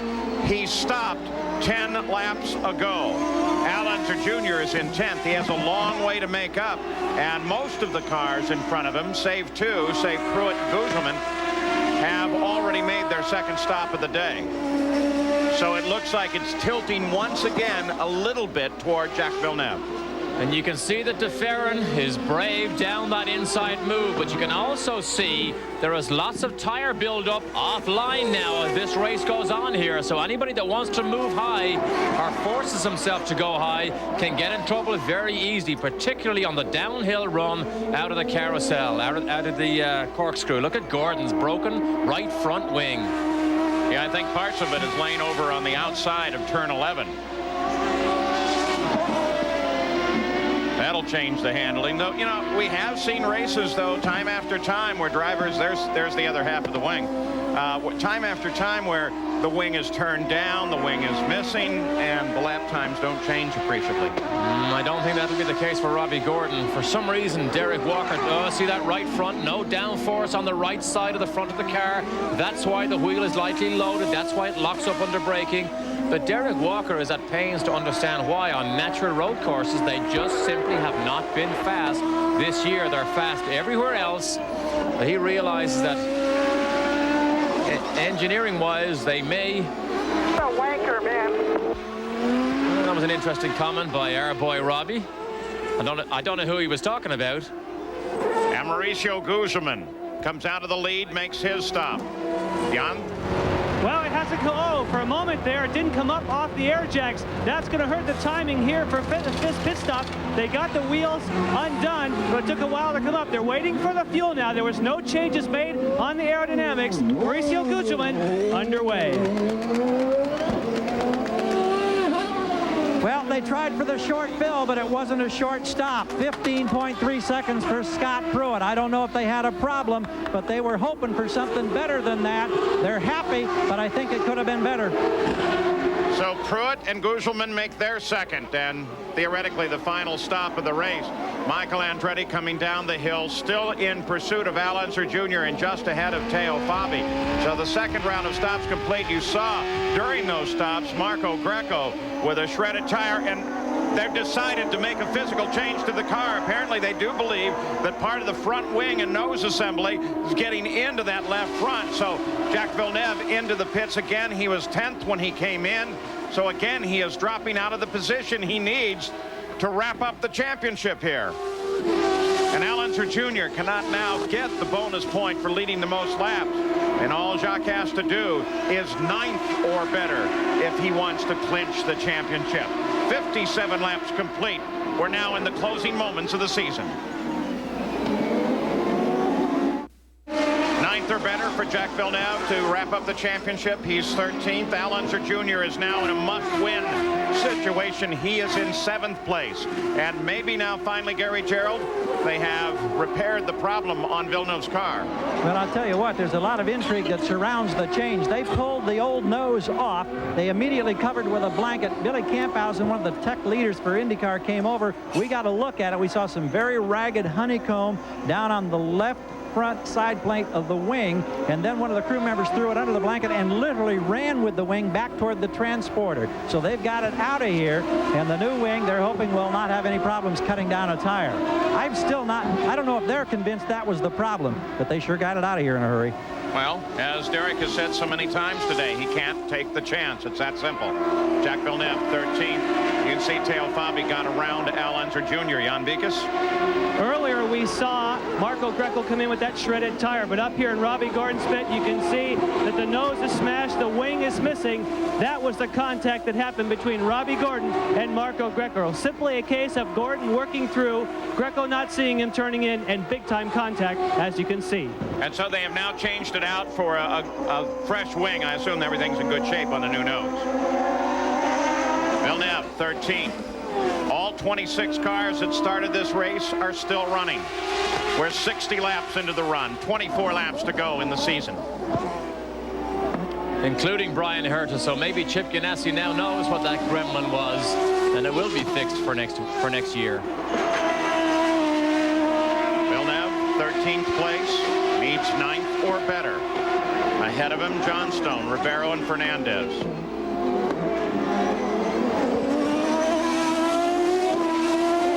Let's go back to Fangio. Take a look at his onboard camera. As he comes swimming, was hoping to get to you a little faster than that so you can see him dive down the carousel, but maybe we can stay an entire lap. Originally, Danny Sullivan had hoped to get back into this Bank of America car for this last race at Laguna, but that was a bit ambitious with the broken pelvis. But we have an onboard camera to see everything that Fangio learned, because it is a learning curve during his first, I suppose it is his rookie IndyCar season, although he doesn't run many races. Balancing the car through the corners with the throttle. is the whole key to the overall lap here. One fast corner is no good. As we watch Fangio, Gary Gerald, an update on Villeneuve? Well, Barry Green talking to his driver, and the veteran Green trying to keep his driver right in step. He says, we're P13 now. Partner John Stone is next. P9 is all we need. Just stay focused. They just keep talking him around it. They don't want him to get frustrated over this turn of events with the cut tires. 9th place is what he needs now. Alonso Jr. needs to win.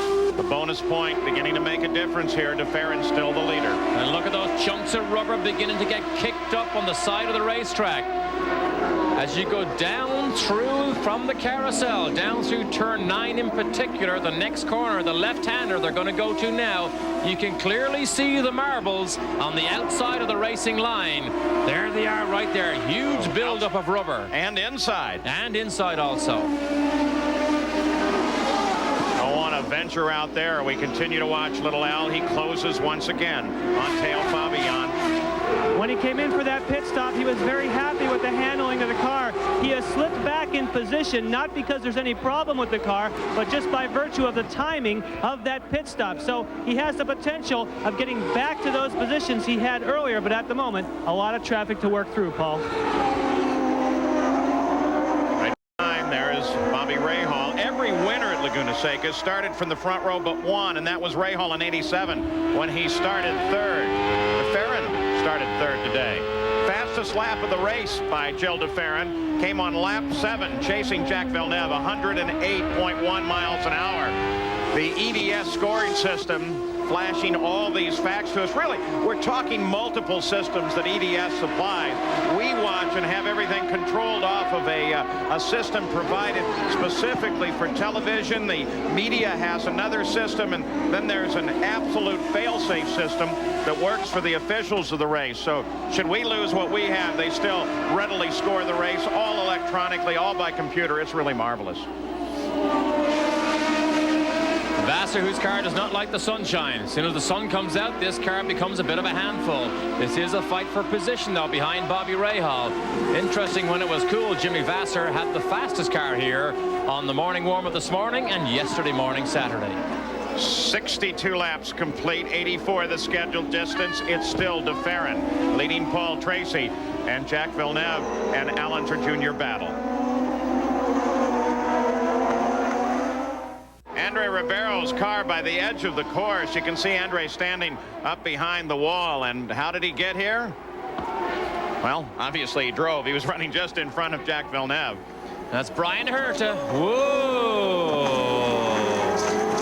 Now that could have been very nasty. I'm not sure Brian Herta saw Ribeiro trying to go down the outside, but that was a wild ride to the concrete first, then to the tires. And that, in fact, is the chassis that Scott Goodyear drove at the Indy 500. Now watch, just slow the camera here, just slow down and just go a little bit more. Watch how high this car gets. Look at this, all four wheels virtually off the ground. And the leading car, Gilles DeFerrin, gets a grandstand view and thankfully goes down the inside and misses everything. I'll tell you what, that is the one kind of contact you don't want to have. You get that right front in between those two wheels. That's what'll launch it, and that may be just a small launch. Interlocking wheels and open wheel racing cars is potentially the most dangerous accident you can have. Remember, that was at about 80 miles an hour in the braking zone. So sitting against the wall here in the last race of the season, the car, but for a black flag, might have won the Indianapolis 500. DeFerrin avoids it and leads.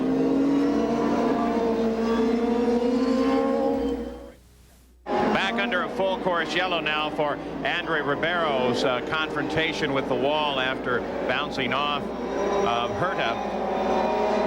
And during this yellow, Teo Fabi came into the pits, was unscheduled, and so Teo Fabi running the risk now of losing his track position. Jimmy Vassar has proven this season that a cool, non-complicated outlook can be easily mixed with his professional life and produce winning results.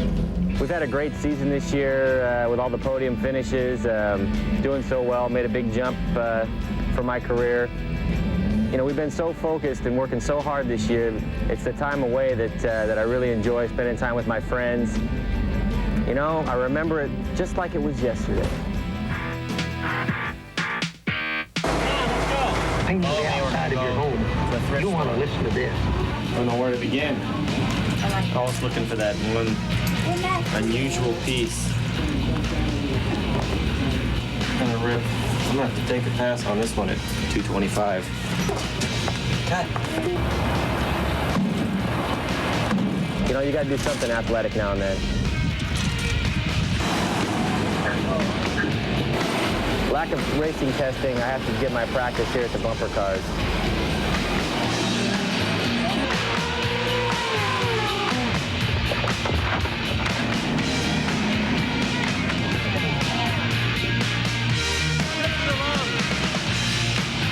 One of my favorite places to go is the Baja Cantina. My friend owns it. He hangs my pictures and gives me free food. As you can see, we're all aspiring musicians at heart.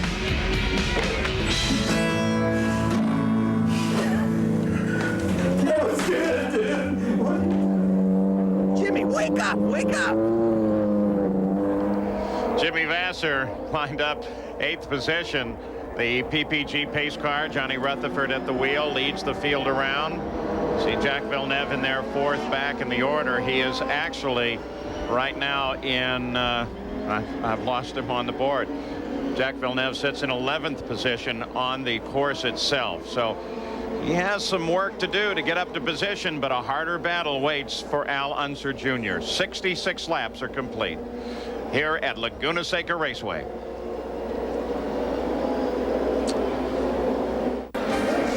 All right, we're under a full course caution while they get Andre Ribeiro's car off of the race course. The position was precarious. If someone else came off and tagged it, could create a bad situation, some injuries, so they want to get it off the race course. The actual order: DeFerrin, Tracy, Guzman, Pruitt, Michael Andretti, the top 5. Al Unser Jr. is 6th. Bobby Rahal 7th, and Vasser, Teo Fabi, Adrian Fernandez, Jack Villeneuve. He sits there in 11th. The championship is simple. It's a must-win for Al Unser Jr. Jan Beekes? Paul, Roger Penske knows, of course, that is the case, and he's pulling out all the stops. On this restart, Emerson Fittipaldi is right ahead of Al Unser Jr. Obviously, there's been some communications between the two. Emerson will move out of the way, but then his job is to try and hold up Bobby Rahal, who sits behind. They know they have to go for it, and they're ready. They've been saving fuel during this caution. They'll turn it up when they get a chance, Paul. So the season comes down quite simply here in the final laps to a charge through the field by Al Unser Jr. Derek, is he up to it? He is up to it, but is the car, will it allow him to make that type of charge? From what we have seen this afternoon, he doesn't have the outright speed to get himself to the front by passing the cars ahead of him. So it will be an uphill battle. And we don't want to take anything away from DeFerrin, who was so close to a victory at Cleveland and may be on his way to his first IndyCar victory as he leads the field back toward the green flag. And look at Jack Villeneuve as he slides across in front of Paul Tracy. And remember, Villeneuve got the bad break with the pace car, because if DeFerrin had been behind Villeneuve when that yellow came out, he would have made up a whole lap and would have made his job a lot easier. Again, only if Al Unser Jr. wins the race will he need all those precious positions.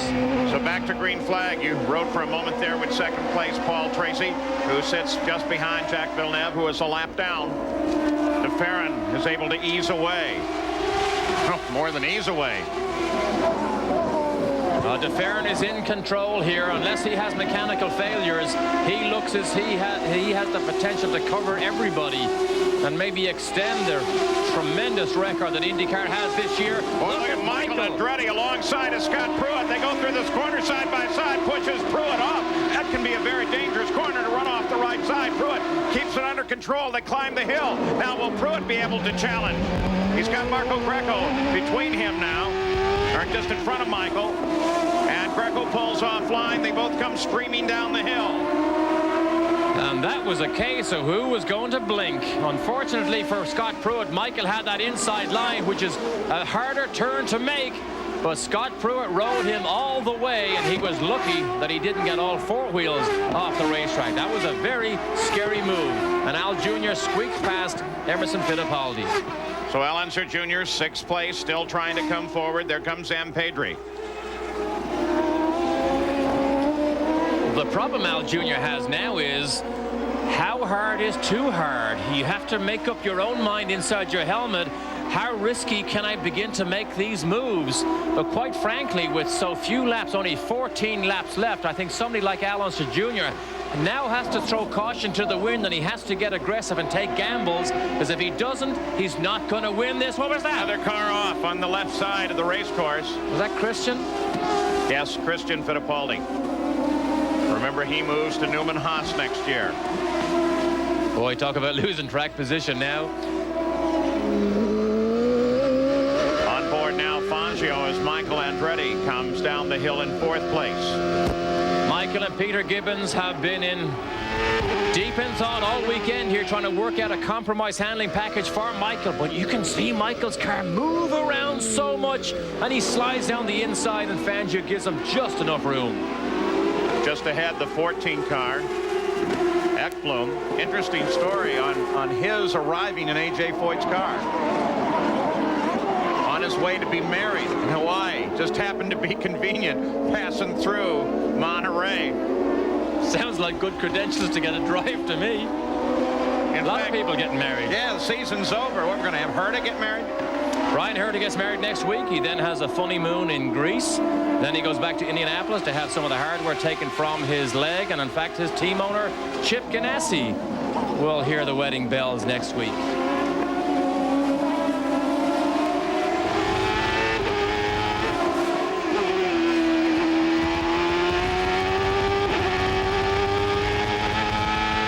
What's Michael doing? Who's he waving? What was that gesture? Just a tearaway going on? Yeah, I think it was, yeah. And the reason Nobody it looks like to wave a wave, there. yeah, the reason it looks like a wave is he's doing 150 miles an hour. As soon as he sticks his hand out of the cockpit, the wind just drags his hand back. So much dust and sand flies here when cars go offline. When you follow cars for long periods, you get oil smears on your visor. Then the dust and dirt sticks to it. Then you take the rip-off off, and you got a nice clear windscreen again. Unser Jr. is in 6th place. He needs first. The focus of the fight now, there's a presumption that the PPG Cup is moving closer and closer to the pit of Jacques Villeneuve, and will be awarded to him here as the youngest ever champion in the Indy cars. So the focus now will move to the battle at the front of the field. Gugelmin is in 3rd place. Paul Tracy is in 2nd. And Gilles de Ferran is 12 laps away from his first IndyCar win. And of course, you are talking irrespective of what happens in the appeal. Even if they got all their points back from Portland, it won't make any difference. Look at the traffic jam here. Yeah, it's much simpler now. Al Unser needs to win. And Vassar and Rahal, that is a position battle there. 7th is Rahal. Jimmy Vassar is 8th. So this is a good fight here. There comes little Al down the hill. There's Vassar and Rahal. Johansson is struggling. He's in the mix there. He's a lap down in 14th. Oh, look at Rahal. We saw him wave his fist earlier. He jerks to the inside, doesn't get by Ekblom. Vassar continues in pursuit. Tries the inside. Gordon's right there as well. Rahal all the way, though.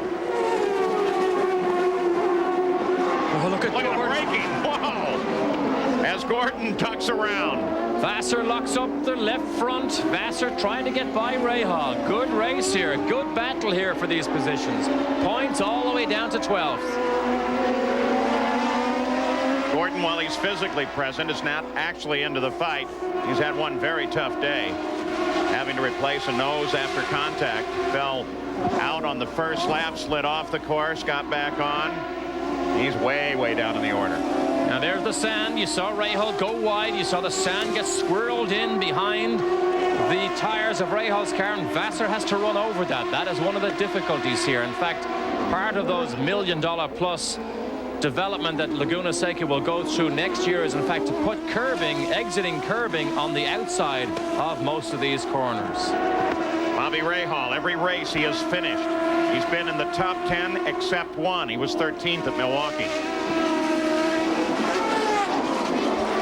Don't know yet whether he will have a 1 or a 2-car team next year. He wants to keep a 2-car team. They hope to stay together with Raoul Boesel, although the partnership of Carl Hogan and Bobby Rahal will be over and done with after in about, what, 10 more laps. That's some indication that Carl Hogan then joins in some way or another forces with Roger Penske. There's that dust again. You see that gets swirled up by Rahal. Watch, he goes close to the curb again. As soon as you get outside that white line, that's when you begin to suck the sand onto the racing line. Bobby Rahal continues in 7th place. 74 laps are complete. Al Unser Jr. is 6th. Needs a win. Gilles de Ferran may be scoring his first. Jimmy Vasser on a very, very slick course here in the closing laps. And he has been loose most of the last lap. In fact, everybody is fighting this very slick course. But at the moment, Brian Herta, Vasser's teammate, is with Gary Gerald. Well, we said at the top of this show that this team has had such strange luck. Brian Herta, you had a steering wheel break. Yeah, you know, it's just one of those terrible days, you know. We started off, you know, we took on the development engine program with Ford this year, and, you know, we just had a lot of problems, and yeah, as an engine, it took me out at the beginning. It cost us a bunch of laps, and, you know, from that point, I got together with Andre Ribeiro, and, you know, I never saw him coming, and then the steering wheel broke on the car. I mean, it's just, you know, just a terrible day for the Target Scotch cars. You know, so much promise, and yet, you know, we got nothing to go home with. He starts with a clean slate. Next weekend, you get married. Best wishes for that, at least, and good luck in '96. Thank you. Wonder if now we've heard 2 comments that telegraph that maybe they're not going to be a Ford team in the future. I don't know, but with the emotion in his voice, I would suggest he just grabs Jeanette and go sit on the beach in Greece and enjoy yourself and just look forward to a much more productive next year, because Brian Herta has all the speed and the technical ability that he needs to be a winner. He's already been on the pole, but he hasn't quite won yet.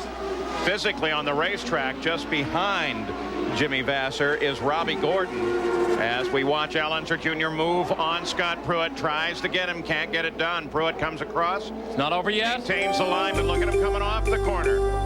Oh, there's one of the moves we talked about earlier. How brave can you be down the inside, rode Pruitt all the way, and of course Pruitt then locked up the brakes and kept the position. This is a day that these two are going to talk about later. Let's go to Gary Gerald. Well, just to follow up on your comment about '96 and what would be the power plant of choice for Chip Ganassi, I just put the question to him a moment ago. He said, well, I have no comment. So Pruitt still in front of little Al. Because one of the changes we thought might be made was that the Newman Haas team would go with Honda power plants. But in fact, along with Christian Fittipaldi's announcement this weekend, they also announced, in fact, they will have Ford power next season for Michael and Christian. Scott Pruitt heading for turn 10. Again, over $1 million in improvements coming to just this section of the race course next year. Lengthen out the pit, change the position of turn 11. I'll tell you what, folks up here, you know, and much of what happens at this race all goes to charity. It's such a great event and a good way to end the season. I just heard something misfire. I don't know what it was. I don't know whether it was Scott Pruitt. It was as Scott Pruitt went by one of our camera positions. It doesn't look as if he's any trouble here, but this team, led by Jim McGee, I think, Paul, is fair to say, has more fun than anybody else. They have such a relaxed style and outlook about this team. They believe so much in Scott Pruitt, particularly as a test driver, and he's so good in racing situations. It's great to see that he did get his first win. And their test program starts immediately after this race finishes. I'll tell you something else. Scott, like so many others here, it's a big family deal for him. His family is always at all the racetracks. You see his mom all the time, but that's true of everybody. Al Unser Jr. actually camps at most of the racetracks. 5 laps to go in the season. By the way, congratulations to the Daly family. Beth Daly, going to be the Rookie of the Year in the Pro Women's Division of the IJSBA Pro National Jet Ski Tour. Glad you remember. You prompted me to say it. I had to go through it. Congratulations. You hear that misfire again? Yeah. There's something misfiring as Scott Pruitt goes under our camera position. He cracks the throttle just over the top of the hill. We're talking about Robbie Gordon. I just want to wrap that up. Robbie Gordon, when he finishes here today, there's a helicopter racing. And he's waiting because he's going off-road racing yet today. Bill DeFerrin climbs the hill, the leader of the race. They deserve a win. Absolutely they do. That team has done a good job. They have shown so much speed. Gilles DeFerrin almost won the European 3000 Championship last year. Has already had a test in a Formula One car with Frank Williams. Unfortunately, David Coulthard tested the following week and he got the drive.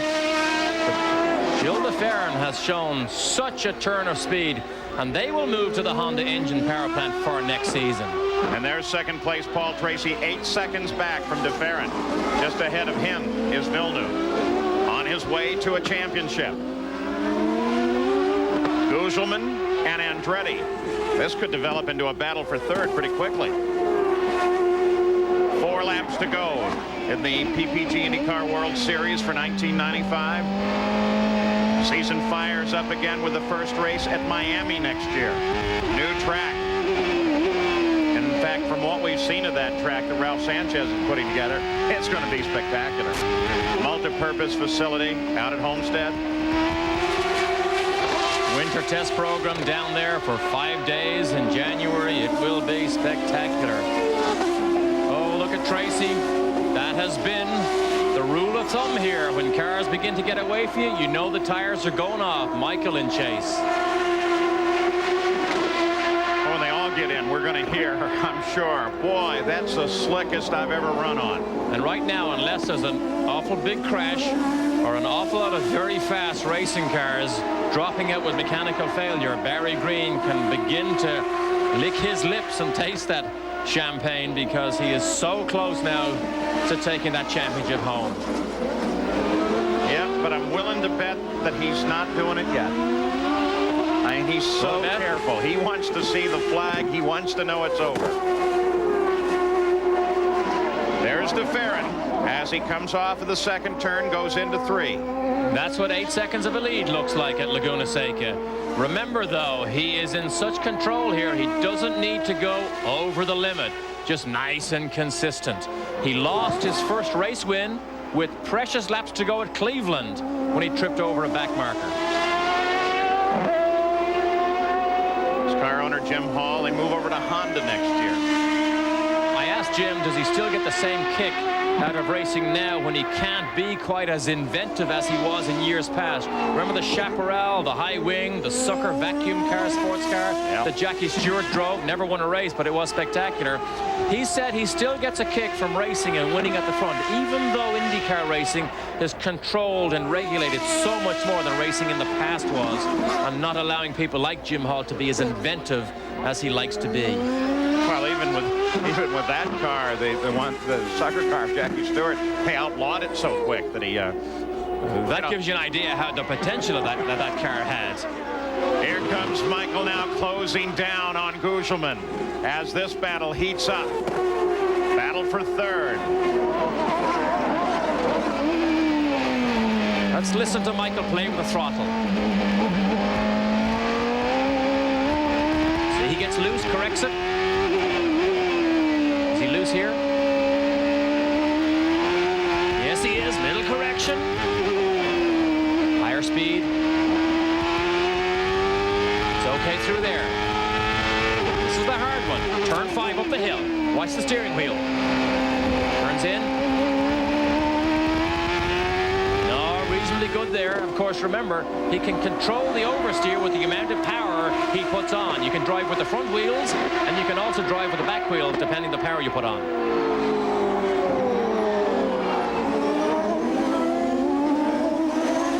Oh, look at this. If this driver can win this race as he takes the white flag, he will also win Rookie of the Year by a single point. How great is that? So DeFerrin starts his final lap. Gilles DeFerrin, who was close to victory, as Derek suggested, at Cleveland. Jim Hall, his owner, looking for a victory here today.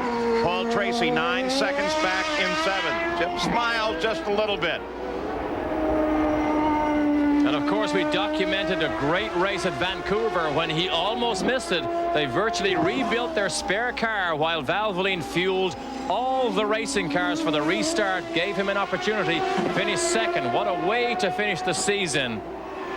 What a way to finish the season for Jim Hall. And few people will argue that they deserve this win. We're going to have 5 first-time winners. Isn't that great? 5 first-time winners. Has never been better IndyCar racing than it has been this year. The final lap of the PPG IndyCar World Series, and it's going to supply us with a brand new winner in the person of Gilles de Ferran. 5th first-time ever winner this year. 10th different driver to win a race this year. That's a record. And the first win for Jim Hall since 1991 as the checkered flag is unfurled. He acknowledges the flag, comes under the Toyota bridge, and Gilles de Ferran has won it. But now Michael Andretti tries to make a move in the last corner. On Gugelmin, he can't get it done. Tracy finishes second. Gugelmin third. Michael Andretti fourth. Scott Pruitt fifth. Al Unser Jr. will come across the line in 6th place, and Jacques Villeneuve will take the championship, Gary. I'll tell you what, I don't know how you ever get used to this feeling that Jim Hall has right now. First time since the spring of '91. What a way to cap the season. Yeah, it's pretty exciting. We've been working hard to do it, and we got a good team together, and they finally put it together. We knew we could do it this year, but it took a long time, and we're pleased. That's a great way to finish the season. Spectacular as they got second last week. They win it here. Let's go to Jan. Well, with even greater emotions, I'm sure, is Barry Green. How are your nerves here? Congratulations on the championship. Thanks, John. What a great day. I mean, you know, a bit worried there for a while. It wasn't a normal day at the office for us. Junior was mounting his attack through the field, and you know, we were going backwards there for a while, but we had 2 punctures and knocked the front wing off and hit some debris on the racetrack. But I mean, just we soldiered on. The guys did a great job and still finished 11th and got the championship. Just feels fantastic. Got to thank all my sponsors, Players and Klein Tools and Ray Bestis, just all for all their support, and great team effort on Team Green's part. I mean, I just love them all. Well, judging by your hat, you guys had a lot of confidence coming in. Already there, 1995 IndyCar champion. Congratulations. Thanks a lot, John. It feels damn good, I tell you. Thank you. I want one of those Team Green, the 1995 IndyCar champion caps. They've held them on now for 3 races. And finally, the dream comes true. A Canadian, the youngest ever to win an IndyCar championship. Jacques Villeneuve has taken the win in the IndyCar series. We'll be back to talk with him. So many times we talk about magic moments in sports. We're so happy to be a part of one right now as this rookie driver from Brazil peels off the helmet, pulls the earplugs out, and he savors a victory. The 10th different winner in a record-breaking season for competitiveness. Gilles de Ferran, his wife Angela had just arrived. The victory kiss. Their little daughter is here. Oh my, what a moment. And the little girl is so frightened. She said, "Daddy, what's going on down here?" That's Anna, who's got the hat on. And Gilles, he wants quiet from the crowd here. Isn't this beautiful? What a moment. He's comforting his daughter. Tell us about the emotions that you're feeling right now. It was great emotion, you know. The crew did such a fantastic job. We came very close all year, and this is just great. I mean, I can't express myself better. She's fascinated by this microphone. Last week, you had to come through adversity with a backup car at the last minute to finish second. Now you get the win. Did you ever think that you could cap off a rookie season as you have done in an 8-day span? Well, I don't know. I just tried my best, and the team did such a great job. I mean, this weekend, we had everybody covered. It was really good. I mean, it was a reward for the whole season's work.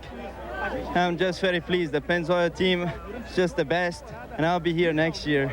You are now the Rookie of the Year in this most competitive series. What do you think that'll mean to your countrymen in Brazil? Good luck. That means a lot to me, for sure.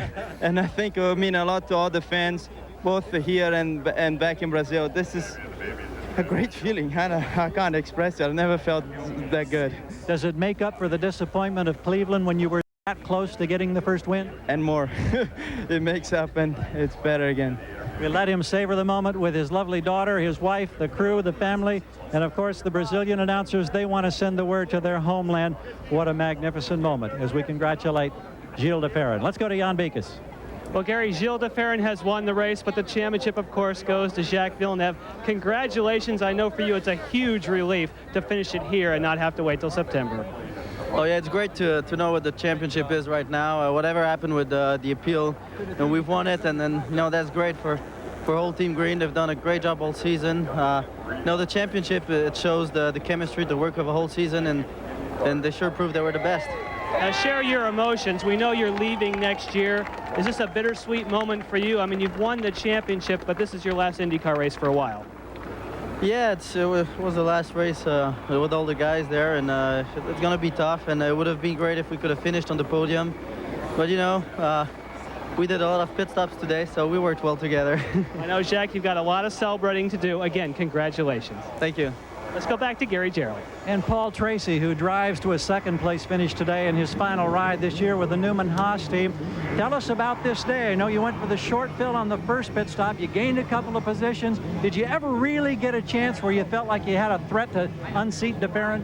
Well, I thought before we got that yellow when we were holding station with him that if we got a yellow, we were going to get a chance. And but he was just too strong for us. He drove a fantastic race for Jim Hall, and I'm really proud of him. He did a good job.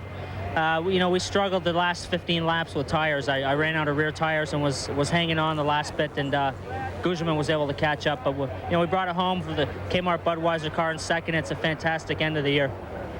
Any emotions now that might be a little bit strange as you go back toward Team Penske, cutting now this association after 1 year with Newman-Haas? Well, it's been a great association. I think we haven't lived up to what our promise was, but all the crew guys did a great job this year. They really put their heart into it, and great pit stops, was able to get me by people all year long, and I got to really thank them. And it's moving on, I guess, back home, back to Penske where I started. I'm looking forward to it. We're going to have a full test program over the winter, so I'm really jazzed about that. With 10 different winners this year, I think the message is clearly written. It's tough to become a champion. You've got a big challenge next year. That's for sure. It's definitely tough to win, and just to get a win is tough with so many guys are running so strong, and it's this is the best championship in the world, I think. Go claim that spot on the podium. Congratulations. Thanks, Gary. And Paul? What an appropriate end to a fantastic season with de Ferran taking the win and Jacques Villeneuve taking the championship. There's plenty more to happen here. We're going to have it for you. We'll try and find little Al as well. Well, there is the PPG Cup waiting presentation to Jacques Villeneuve. Mauricio Guzman had a fine day after a tough weekend. He's with Jan Bikas. Things started off pretty rough for you, getting in the spare car, trying to make all those changes, but a great run for you, another podium finish. Yeah, I'm pretty happy. The crew did a fantastic job. The Hollywood Park West team is getting stronger and stronger. And we had a failure on the second day of qualifying, but we still finished strong. And let's hope we can start 96 the way we finish. Now this momentum, reflecting on the season, really for you, what's the most memorable moment for you? I think the start of the season, we start so strong, and also windy. I led so many laps, and we're building more experience, and I think next year we're going to be very strong. With more memorable moments, let's go to Gary Gerould. Thanks, Mauricio. The defending champion has now officially been unthrown, but my, what a gauntlet you threw down. This run over the last 5 races of the year, very impressive.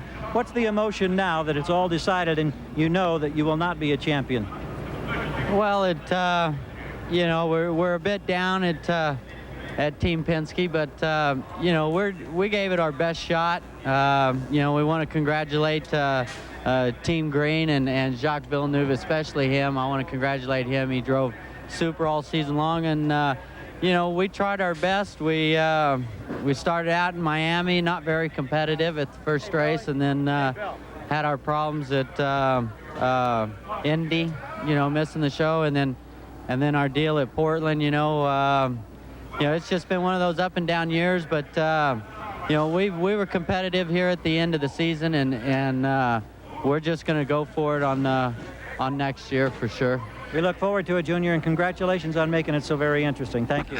Well, thank you, and I just want to say hi to Al and Cody at home, and see you later. Okay, Paul. You can see the fatigue in his eyes after a very rough season.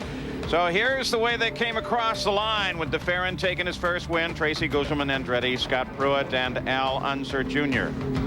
Ray Hall, Vassar, Fabi Fernandez, Villeneuve, Raul Boisel, Fangio, Johansson, Gordon, who's off to a race for the remainder of the day, Fittipaldi, Johnstone, Ekblom, Zampedri, Giattarelli, Matsushita, Marco Greco, Christian Fittipaldi, Brian Herta, and Andre Ribeiro. Interesting day at Laguna. We still have more to come.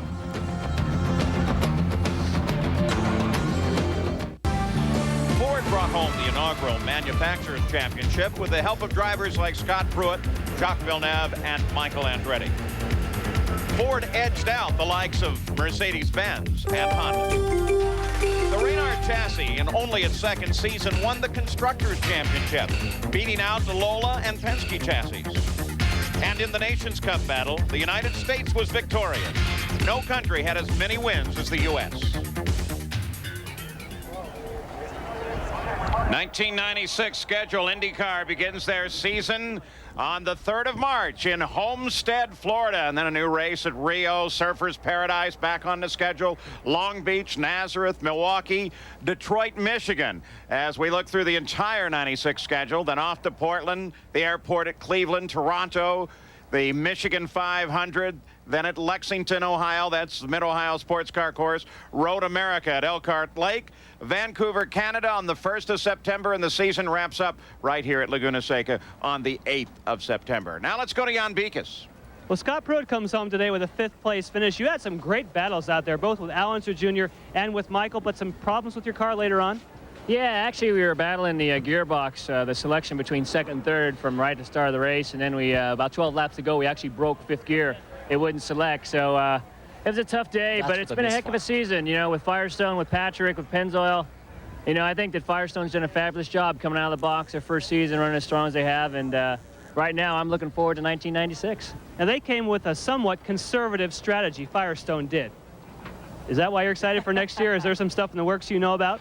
Well, they're not standing still. Well, I'm sure Goodyear isn't either, but there's a lot on tap, and you know, this year was the first year of, you know, learning and getting experience and understanding what we need for next year, and you know, looking at it right now, we're going to be back, and we're going to be back tough.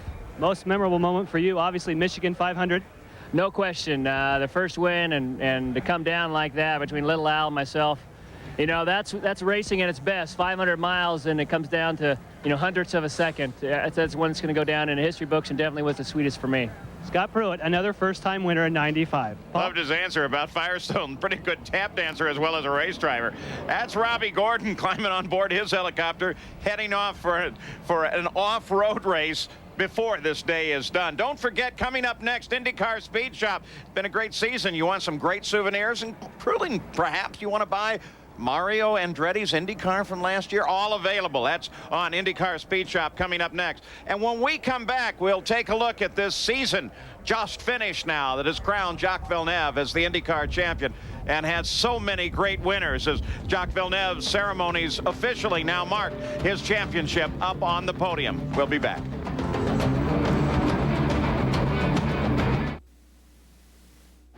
Little photo opportunity in front of the PPG Cup denoting the champion in the Indy cars, Jacques Villeneuve.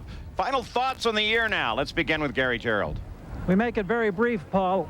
Revitalization, new energy. I think that's the key in the IndyCar series. After the domination of Team Penske last year, to see 10 different winners this year and the emotion that their teams generated, that's something that I'm going to remember a long time. Jan? I think so, Gary. And also from the chassis and engine standpoint, we saw Reynard, we saw Lola, Honda, Mercedes, Ford. It was awesome. Technically, also from a driver's standpoint, 96 should be even better, Gary. We're looking forward to it. And Derek Daly, it's been a terrific season. Brand new champion celebrating. And I've never seen it better. World-class drivers like Gilles de Fer are now making IndyCar racing a global international championship as good as any anywhere. And don't forget, RPM tonight, you'll have a wrap-up of all the highlights of racing in the weekend. And Sally Larvik will cover the award of the PPG Cup here today. And that'll be, of course, at 8 p.m. tonight, Eastern Time, here on ESPN2. So it's been a terrific season. We thank everybody, especially the fans. And let's take a look at the highlights of this year.